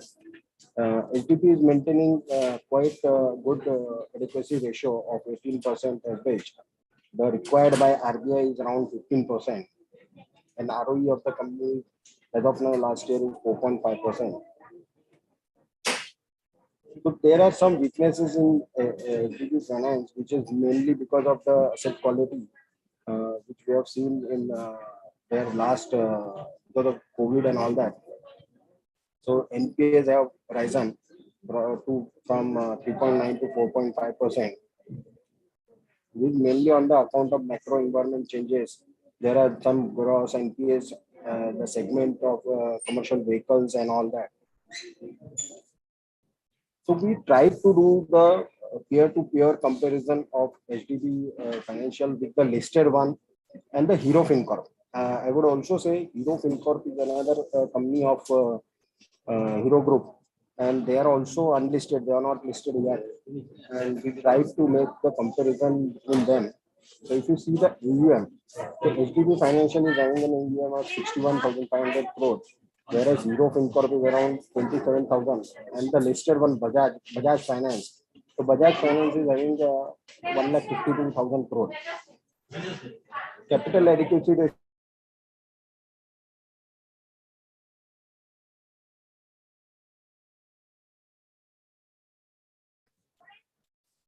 HDB Hero FinCorp is having 19%, whereas the Bajaj Finance is having 28.31%.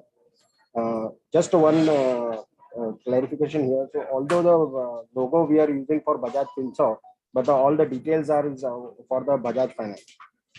Promoter holding in HDB, as we have discussed, with the HDFC Bank company, so they are having 91% promoter holding, whereas Hero FinCorp is having close to 80%, and Bajaj Finance is having 56.12%. Vikram, one thing here. Sorry, I'm interrupting you. Yeah.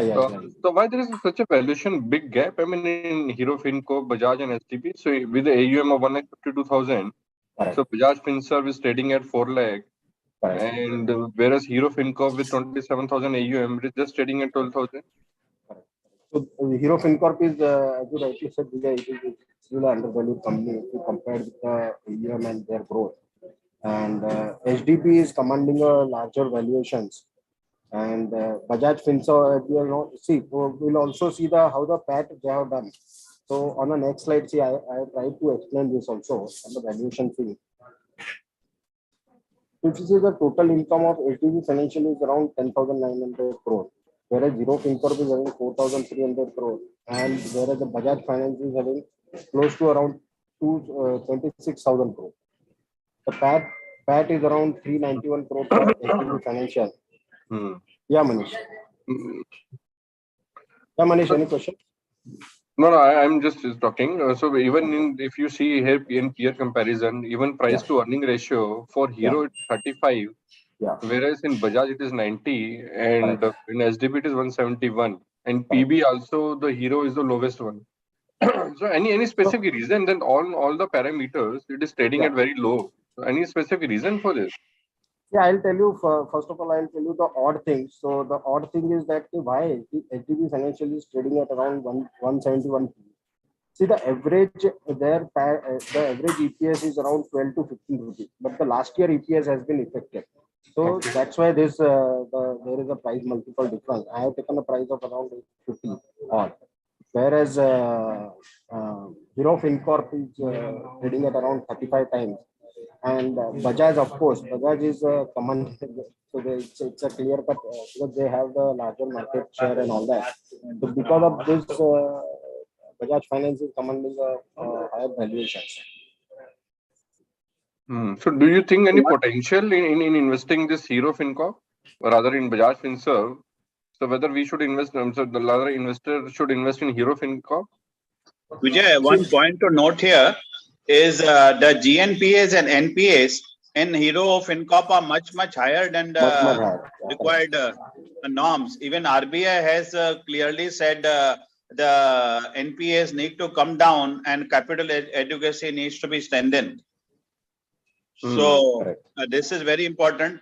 I think investment one should look at in cases of where the provisioning of NPA is good and NPAs are low, or there is a clear situation of turnaround. Correct. So, Vijay, sir, if there is a turnaround expected, was this a temporary phase in terms of low collection efficiency or pandemic, and what the company is doing to reduce the NPAs, GNPAs and NPAs and strengthen the capital adequacy further? Right. Yeah. So Vijay, I was saying, you said the NPAs are not that much. So yes, the listed companies, they are not having those NPAs. But if you see, because these unlisted companies, they wants to grow, they wants to set up this thing. So if you compare this Bajaj, see Bajaj is not having a gross NPA of not more than 2%, just 1.79%. And their net NPA is hardly 0.75%. No, even if you see Bajaj FinServ 1.79%, from their standard it is at on the higher side. Correct. Right. So this is the main issue. For comparison, we should have taken Bajaj Finance, which is a NBFC. Bajaj FinServ is Bajaj FinServ is their brand name. Basically, it's a holding company of Bajaj Finance. So Bajaj Finance is doing all their business in the brand name of Bajaj FinServ. So numbers are all consolidated numbers are all of Bajaj Finance only. Bajaj Finance. Yeah. And, so only they are doing the branding in the name of Bajaj FinServ. Provisioning is conservative and they are back in high growth and lending. Correct. In fact, lending growth numbers, quality lending and Bajaj Finance are the highest. That's why it's getting good premium valuation. Right? That's what I was telling, that during COVID times, everyone was thinking that Bajaj FinServ will become insolvent or Bajaj FinServ will not be able to recover these loans because everyone has gone in their own town. But the kind of, the moment the share price shows after COVID in Bajaj FinServ and Bajaj Finance, it is very correct. And on this, the recent geopolitical issues, the Bajaj Finance stock has not fell that much. It is just down around, I think, 12 to 6,100, but again back to 6,600 yesterday. Yes. So there is no impact of that. Whereas we have seen, as I am very much active in listed space, so where I have seen HDB Financial growing at around 1,200 piece also, and recently trading around 750 to 850 kind of a range. So that has impacted. Right. Although Hero FinCorp has not corrected that much, but still उतना बड़ा भी नहीं होगा ना वो. इतना बड़ा भी नहीं है. And the other thing, Hero FinCorp is they have just started now growing their product portfolio. Earlier they have started with doing the automobile finance, two-wheeler finance. Particularly they were doing to the Hero Motor Corporation. And now they have started this one-tap loan. So they have started a Simply Cash kind of a mobile app where you can just log in and you can just with your simple basic KYC, you can take the loan and all that. Okay. Yeah. But what is happening with this Chola Finance and Manappuram Finance? They are also trading at very low price. Vijay, frankly, I am not covering that stock. So I would request if anyone else is covering that stock, they may throw some light. Vijay, you talked about Chola Finance. Yeah. And Manappuram. Now, Chola Finance has resumed lending and it is doing relatively well. So it's getting good valuation. And what has happened in Manappuram, it is losing market share, and IFL is increasing market share in gold finance. Okay. So that space of Manappuram was earlier in a sweet spot with increasing gold prices. And when gold prices came down, they got affected. And that space is very lucrative. So many PSU banks are also going into it, in particularly SBI, etc., at a low cost of interest. But particularly this thing, IFL is very aggressive in gold loan finance and with good collection efficiency. So that is why Manappuram has got affected. So it is not just Manappuram and Muthoot. Now there are many more players in gold loans. Including CUB, etc. It was not Chola actually. I put the wrong name. It was L&T Finance actually, which is trading at low. L&T Finance and Manappuram Finance. So this Right. L&T Finance continuously keeps on talking about the new business and old business, and has now announced recently. Earlier they were into infra lending in a big way. They were also wholesale lending in a big way, big ticket loans. Recently, as a realignment of strategy, they have set focus completely on retail. Although infrastructure sector is kicking off, so their focus is now retail and rural. They want to get out of wholesale finance because of large bulgy NPAs. So they got affected. And now they are focusing on retail. Incidentally, in retail, they are growing up significantly. But if you see, the AUM is not going up. Retail, there is significant growth in spite of pandemic. So they are going in for quality lending and retail. But until the total AUM goes up over 10 to 15%, then it will get good valuation.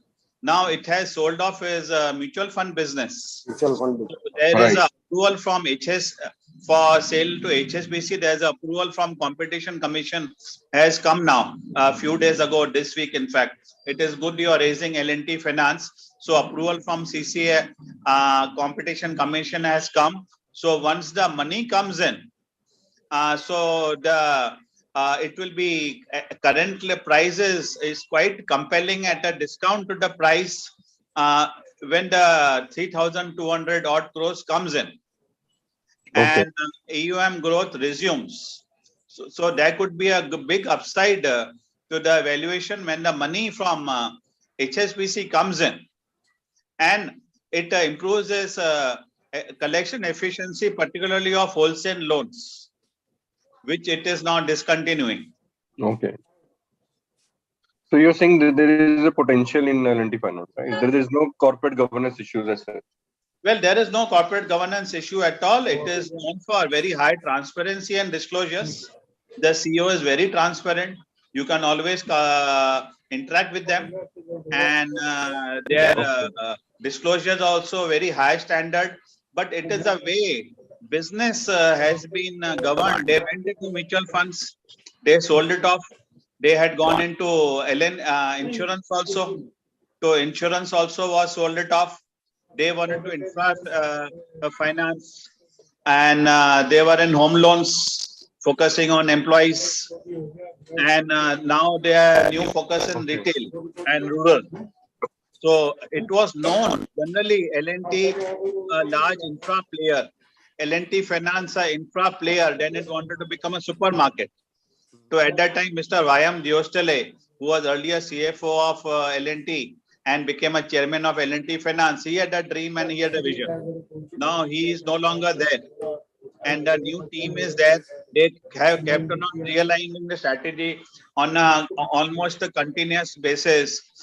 They look at new things based on the development. So it is no longer a financial supermarket, and it has to find its way. It has to find its space where they are. Once it is successful in its space, it can grow. Otherwise, point is it is quoting at a discount to its intrinsic value. Right, right. So that is a gray area, particularly real estate and infra. Now real estate is picking up. Everybody is saying real estate new cycle has started. Affordable housing and also a new cycle. So this is the area apparently L&T Finance should not leave. And when the growth, other companies are entering into real estate. Right. Okay. Thank you. Thank you. Earlier core focus for L&T Finance. Okay. So let it emerge. Let us see. But hopefully the money from HSBC will come back soon, and then it should get to its intrinsic value soon. Okay. Other things the same. Correct. So in addition to what Manoj had said, yes, rightly now they are consolidating their portfolio, where they have now decided to do only core things like infrastructure, their IT solution, and then now this NBFC and the things which they are not expertise, so they try to sell that to the HSBC also. So I also see a lot of potential in L&T Finance going forward. But as Manoj has rightly said, it will take time to prove themselves and to increase their intrinsic value and to prove themselves, and there are a lot of competitions and all that. Okay. So this is basically the pure comparison between these two unlisted and one listed NBFC. So we are just going on the valuation. So currently the HDB Financial is trading somewhere around 850 to 900 per piece, and book value is around 107. This gives to 8.4 x book, which is a highly, if you see, highly commanded valuation. And the other way one can look into is that HDB Financial is being held 95% by HDFC Bank, which is trading at around 5 to 7 times a book. So if somebody wants to play another kind of a safer side, so I would say they can look into the HDFC Bank rather than HDB Financial at these kind of valuations. Let us just discuss the IPO about HDB Financial. So it is long due. When Aditya Puri was there, so they planned to get listed. At that time, they were looking at the valuation of around 90,000 crore. But after that, due to these RBI regulations and all, Aditya Puri has to step down as a chief of NBFC. And then COVID has also impacted their IPO timelines. So HDB Financial is anyway, it is set for IPO, but still there is no clarity from the company from where they are heading as of now.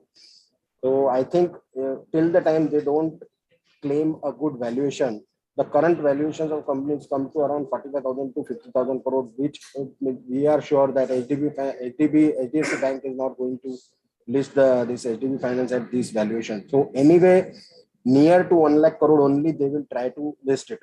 So this could be a reason where the IPO may get delayed by 2 to 3 years. And also we have now the bumper IPOs coming up. So anyway, the companies which have got approvals, they are still not daring to put their IPOs up. So after, I think now March quarter only, the new IPOs, first of all, the LIC will come, and then after the LIC, how the market reacts, how the market gets settled, then only I think the other other companies are in queue. They can start thinking of getting listed.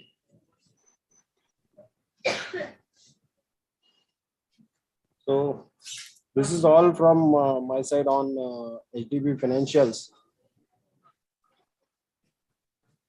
Any questions on the company? Happy to discuss. So quite interesting. There are lots of information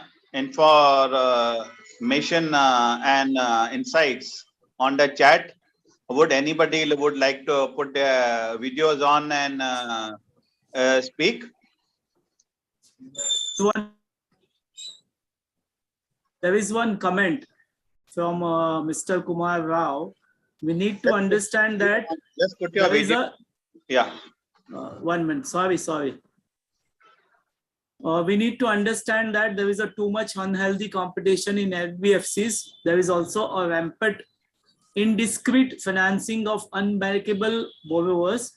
As one of the speaker has commented, the fate of weak NBFC will be unviable loans, and the regulator steps into closing them. Experts and investors could be cautioned. Mr. Savit Kumar Rao, welcome. I think your voice is not proper. No, it actually. Okay. Now you can speak. Again, you are unmute, sir.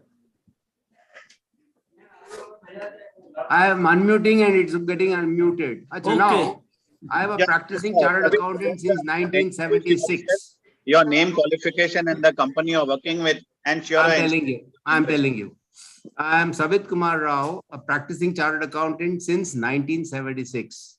And I've been a central statutory auditor of State Bank of India, PNB, Bank of Baroda, IOB, and all those companies. And also the Reserve Bank of India. I have seen this trend in the other, deposit-taking NBFCs earlier, the 80s and the 90s, which had to be closed because they became unviable. And I fear that because of this unhealthy competition and also unviable and unbankable people given loans, this money will never come back. That we will come to know only after a year or a half, say 18 months to 2 years. One by one, these things will start rolling out. That is the time I'm afraid of. It's a very, very important observation. Lots of money is being given to show growth. Yes. And to get valuations. And when the tough time comes, tough companies last, like Bajaj Finance and Chola Finance and others. NPAs are very high. Provisioning is also not as what is expected. So one doesn't know when the money will come back. There are hundreds of payment platform. Anybody is just setting up a internet business of lending. They are lending at what, 15%, 16%, 18% to show high valuation and get high private equity money. And when you go deep down, they have over 20-25% stress assets. Very true. It is only in such times, such thing comes up. In fact, many have stopped lending, or they are changing their or realignment towards a new buzzword of the so-called business models. The other fear is because of this insolvency law and all that, Anybody who's having a problem with the getting his money back can get into to this insolvency rigmarole, you know. Yes. He can't start the proceedings in an insolvency court.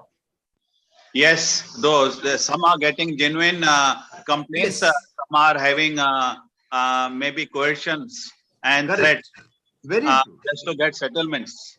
But ultimately, it is business. If there is a lender and a borrower, so the borrower should pay in time. True. And the lender should have good practices also. True. So this is happening on the ground. Reality is like this. Basically, the business has to be good. What is being financed is consumer products. If you buy a refrigerator, if you buy a AC, you don't have to do anything. There is an application, you just tick it and you get the finance. You don't talk to anybody, you don't meet anybody. The FinComs are arranging all these. So that means they have not evaluated my details before giving me the money. Well, that's business all about. People have their targets. When people have funds, they have got an aggressive lending target. And what population is done, we have seen the whole banking system also get into stress because of aggressive lending at certain time. Basically, bad loans. Yeah, when the rivers are calm, everybody is swimming. And as Warren Buffett says, you know, when there is then everybody knows what happens, and you get exposed. True. So a deep dive into this, actually, with observation from Alvarez, they help in understanding various sectors, companies, and dynamics of the global landscape. In fact, it will be interesting. It will be interesting to note that I was talking to the Citibank head of India while sitting and wanting to meet some huge meeting and all that. So I just asked him, why is it that Citibank is giving card to every Dick, Tom and Harry without making any KYC details and all that? He said that before giving the card itself, we have in our mind written off 3% of all the new cards. So that is a very basic calculations itself. 3% outstandings in the card business is written off as a thumb rule. That is there, and many of the card companies have a budget of 5%. And if yes, 3% is 3% is considered very, very good, because actual rates they charge are over 20-25%.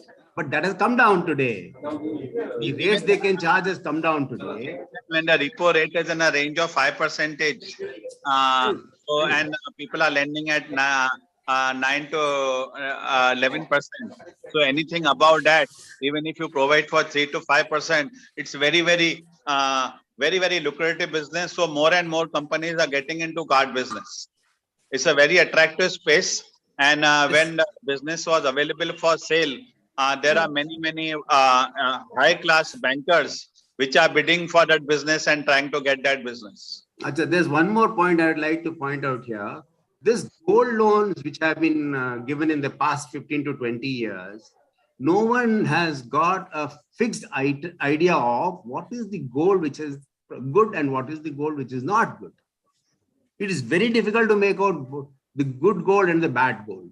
So what is lying in the coffers of the banks and NBFCs as hawked gold or mortgaged gold, what will turn up as bad gold, we don't know. I've cautioned the central bank also on this, that there are too many gold loans and the managers are very happy to give the gold loans. That's a very interesting observation. Whenever markets are attractive and showing high growth, then one has to be very, very cautious. And it is only in terms of stress when you start collections.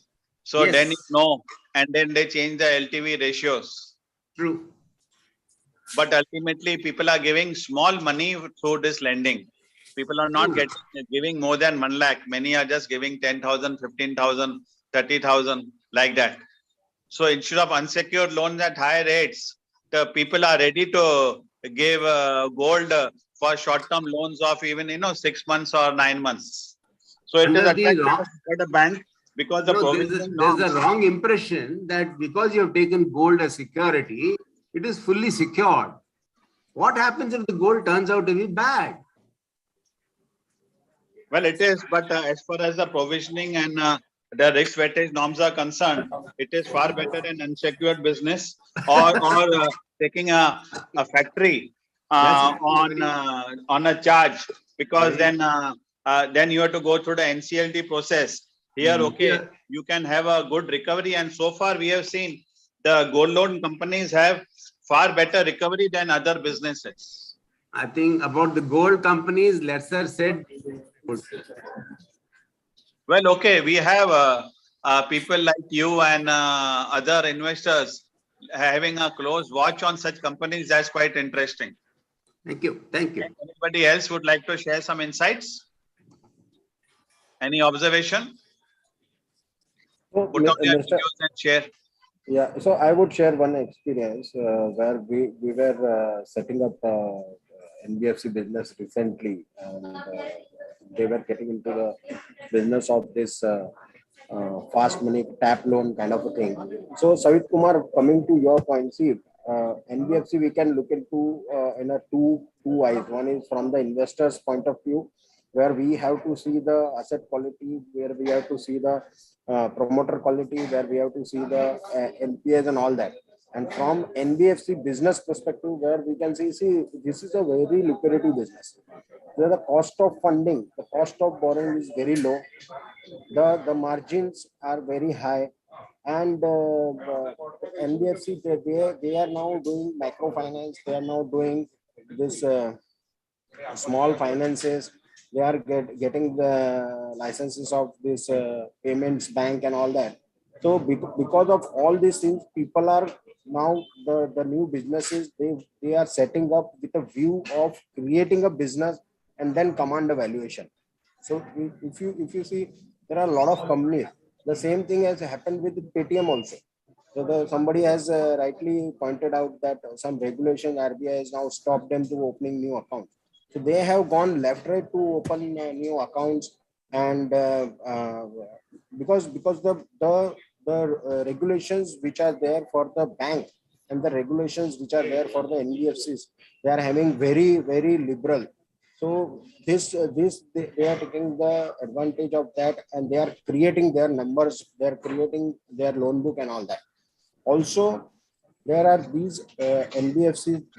They are primarily targeting to salaried class, where they are just giving loan on a click of button, because everything is now connected through CIBIL. And once you put your PAN number is most important, because we also set up a module. Manish, can you please? So on this. The small loans, where you can get a loan for your anything like from mobile to any your home appliances. The most important thing is that you have to put your PAN number, you have to put your Aadhaar card. These are all linked through Aadhaar card, PAN card, and all CIBIL data is getting managed and affected. So if there is some issue with your CIBIL score, even if with your mobile, you will not get any loan. So that is quite sure. So they are going very aggressive on the salaried class, very aggressive for the small loans. The people will not default for 10, 15,000, 20,000 loan. So likewise, the Bajaj Finserv, if you see Bajaj Finance, they have grown like that only. They have, if you see their product mix of their small loans, which is ranging between 25,000 rupees to 1 lakh, is very high. So these are the reasons where the business of NBFC is quite good, and they are commanding the valuations. And because of currently HDB is not getting that kind of valuation, hence HDFC Bank is getting slow on its IPO. So they will first create their book. Once the book size gone more than 1 lakh crore, and if they get the good valuations, they will also go public. But as an investor, we'll have to always be cautious on NBFCs. So we always have to see their asset quality, their LPAs, their promoters, and then we have to put our hard-earned money into that. Any other questions anybody have?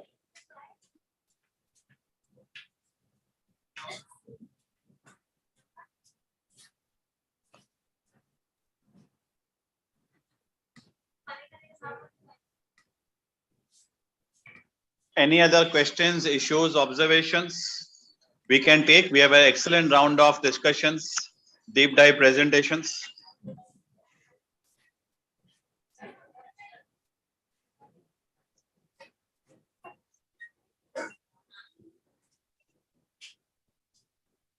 Mr. Narendra, are you there? Yes. Mr. Narendra? Yeah, I'm very much here. You have deep insights, experience in the real estate sector. Reasonably good. Reasonably good. Vasa and Yeah. infrastructure companies. Yeah. Now there is a lot of developments in that. Yeah. And changing dynamics also, what's happening on the ground. Yeah. Can you share some insights on the industry and the cycle and the good, bad, and ugly side? Okay. I think the thoughts will come, very unstructured because the question I had not anticipated. But I can just tell you on the real estate, let's look at, I think most of the guys are from Mumbai, right? So let's look at the real estate on the, first of all, on the residential side. The biggest hit that is coming up to the residential real estate is in the form of BMC premium. Today, what is that? Yeah, Mr. Narendra, you can go ahead. Am I? Because I am not able to see the screen. Okay. You, I don't know. It's okay. Yeah. Is over. Yeah. So that's why I just. Okay. Yeah. Okay. I thought 40-minute gap as such. Okay. So on the residential side, the BMC premium is significantly high and is expected to go up once again on 1st of April onwards. Because the BMC itself is financially, though they have a huge deposits and all that, but still on a year-on-year basis, they want to collect huge funds. With that, the residential, generally, like if you look at overall, the residential prices should not be more than around 8 times of an annual income of an average person. This is generally the global trend. In India, 8 times is just not feasible. Even if you take it 15 times, today on an average, okay, if you assume that 10 lakh is an average income, 10 times also if you take, or 15 times if you take, say 1.5 crore, what you get is an insignificant area. Okay, you do not get really, so, residential, out of which, suppose, there is a sale price of, say, around 30,000. I'm just talking about Ghatkopar. 30,000 rupees is suppose the going rate. The BMC premium itself is around 18,000 rupees. Now, how would a builder make margins out of it? Okay. So with that, after working out, the TDR prices and the FSI that is available and all that, okay, really nothing much is left to the developer. So then developer will, cut the corner somewhere. And second thing is, the biggest problem is the kind of delays which take place, okay, in getting the BMC approvals. Recently, there was an issue of Flamingo.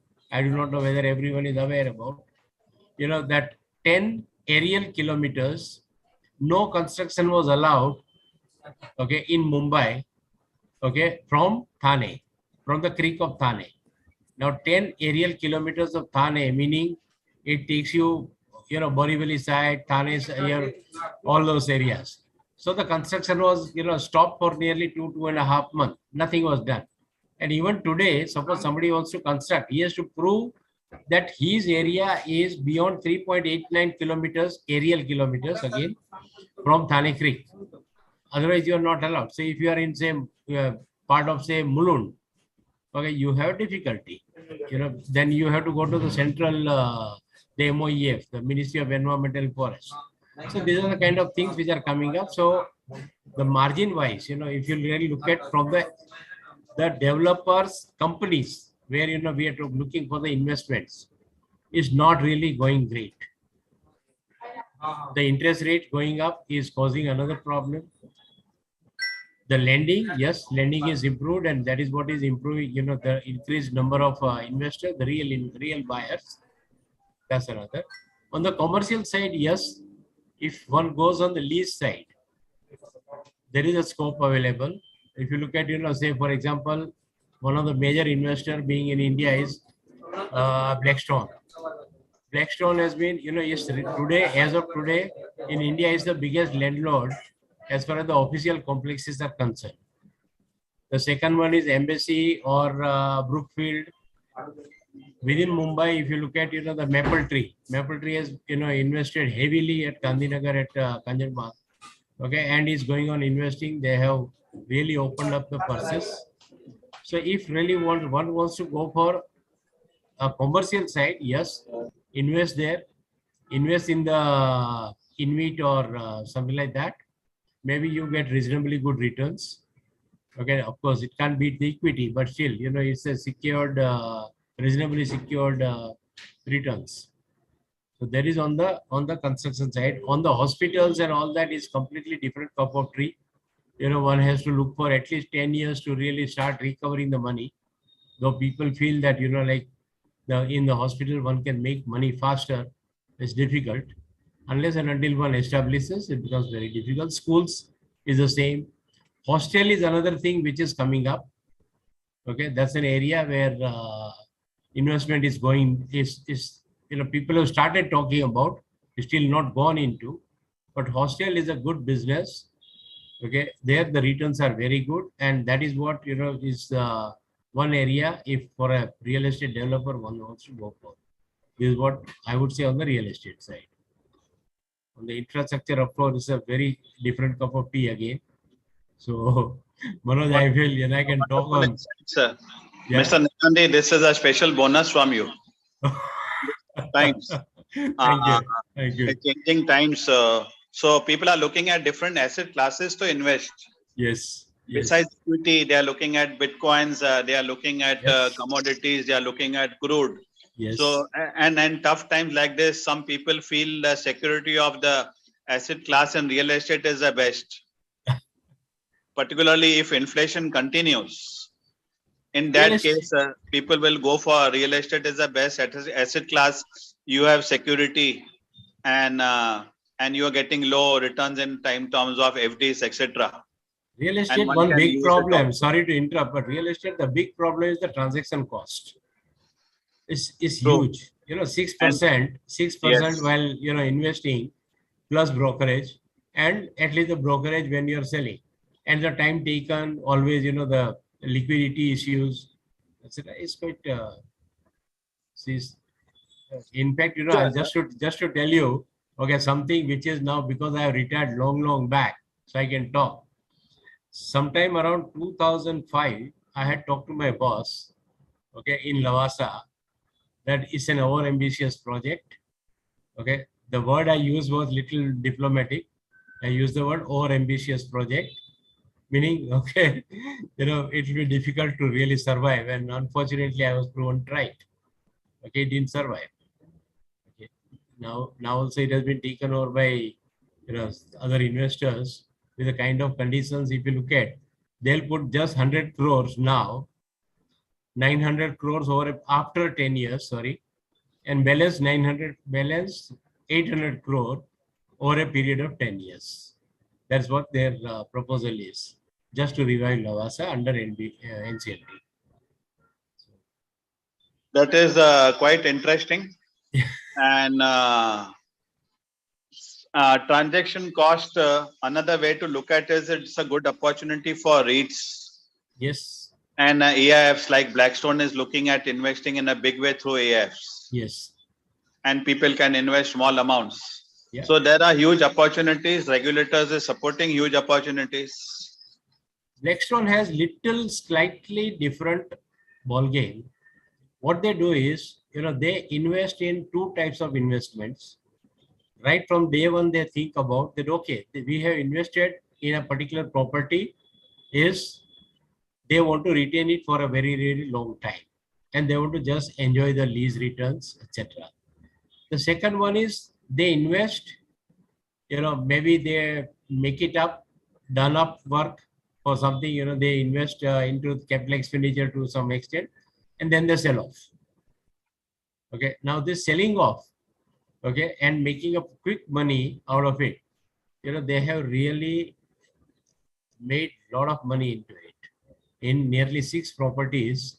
So if somebody, really participates in that or is allowed to participate in that, nothing like it. Choradias are great in making money. So very, very interesting observation, deep dive insights. Manish, you are there? No, he's not on the screen. No, I'm there. Yeah, Manish, a few words from you and final vote or thanks. Today's session, actually, I was not supposed to come today. Manoj bhai jaisa baat hua tha, but आपने वो valuation का बोला, so I changed my plans. And both the sessions were very good. Valuation also, as well as this HDB financials. Very good, presentation of HDB financials given by Vikram. Very nice. I really, but only thing is that there is some problem in that company as we feel compared to Bajaj Finance, right? And so thank you everyone for joining this session today. And thanks to the presenters, both of them. And Narendra sir, आपने actually आज बहुत ही अच्छा participation किया है. And you gave us a lot of information, lot of things. It seems you have after retirement you are studying lot of data, correct? It's better than watching TV about which flight from which plane from Russia has invaded where. So learning is never stop. Yes, right? It doesn't. So I have to thank even Deepak Bhai Takrar, who introduced me into this group. Yes, I know, correct. So thanks to you also for the very good participancy by yourself. Thank you. So thank you all. By all these things, we are closing. We are ending today's session. Vikram, you are there. Thank you very much, everybody. Vikram